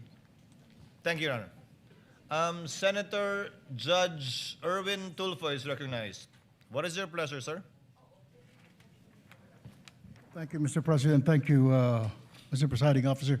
Just want to be clarified. I need a clarification, Mr. Presiding Officer, with regards to this Anti-Money Laundering Council documents or pieces of evidence that will be submitted here. Will it be okay if we tackle this in public, or shall we tackle evidence from the AMLAC during an executive session? I believe these is under the bank secrecy law, or we can tackle it because this is an impeachment court, Mr. Presiding Officer. What we will debate upon, if at all, on the scheduled date to be set by the chair is a debate on whether or not to issue the subpoena duces tecum ad testificandum in relation to AMLC records, not the actual records yet. Once it is granted by the court and is issued, it will have to be presented by the parties. We cannot tackle and discuss it in executive session, because anything and everything discussed in executive session cannot be revealed into the public and used by this court. Secondly, it can only be, if at all, revealed by a unanimous vote or consent by all the senator judges, which effectively hog ties that piece of evidence if we discuss and talk about it only in executive session. Whether or not it is to be made public, whether or not it can be legally obtained, will be decided by this court after hearing the oral arguments of the parties. Thank you for that clarification, Mr. Presiding Officer. What is the pleasure of Senator Judge Villanueva? Yes, Mr. President. Considering that we have been tackling and asking of pieces of evidence, I think there's a lot of questions with regard to the mahiwagang BIR box, Mr. President. Yung clarification lang po, where is it now and when are we going to transfer it to the Bureau of Internal Revenue? It is with the Clerk of Court in the Office of the Secretary General as instructed by the Chair. It should be sent back to the BIR by tomorrow morning in the condition that it was received, meaning sealed. The same. Thank you, Mr. President. Any other manifestations or motions on the part of the Senator Judges? Senator Judge Ontiveros is recognized. What is your pleasure, ma'am? Salamat po, Mr. Presiding Officer. Just to make a brief statement in support of the ruling recently proclaimed by the Presiding Officer on executive sessions. Thank you, if I may, Noted. Mr. Presiding And entered into the Officer. records. And just to add a little bit of that, Lady may Mr. proceed. Presiding Officer, thank you. The executive session is only for Congress acting in its usual legislative functions, and impeachment trials do not contemplate executive session. So I join with the presiding officer in the call that he made, which I believe is the default also of this impeachment trial court for transparency as a general rule and as a default. Salamat po, Mr. Presiding Officer. Thank you, Senator Judge Ontiveros. Before the court adjourns, Chair directs the Clerk of Court to kindly make sure that the subpoena for the two NBI agents will be issued this afternoon and duly received, and entrusts it to the Counsel for Prosecutors to make sure of the attendance of their two witnesses tomorrow. Likewise, the Chair reminds the Clerk of Court to furnish, right after we adjourn, Counsel for Respondents with a copy of the requests for the issuance of subpoena thus far submitted and filed with the Office of the Clerk of Court. So ordered. There being no other business to discuss, the trial is hereby adjourned until 2 p.m. of Tuesday, tomorrow, July 7, 2026.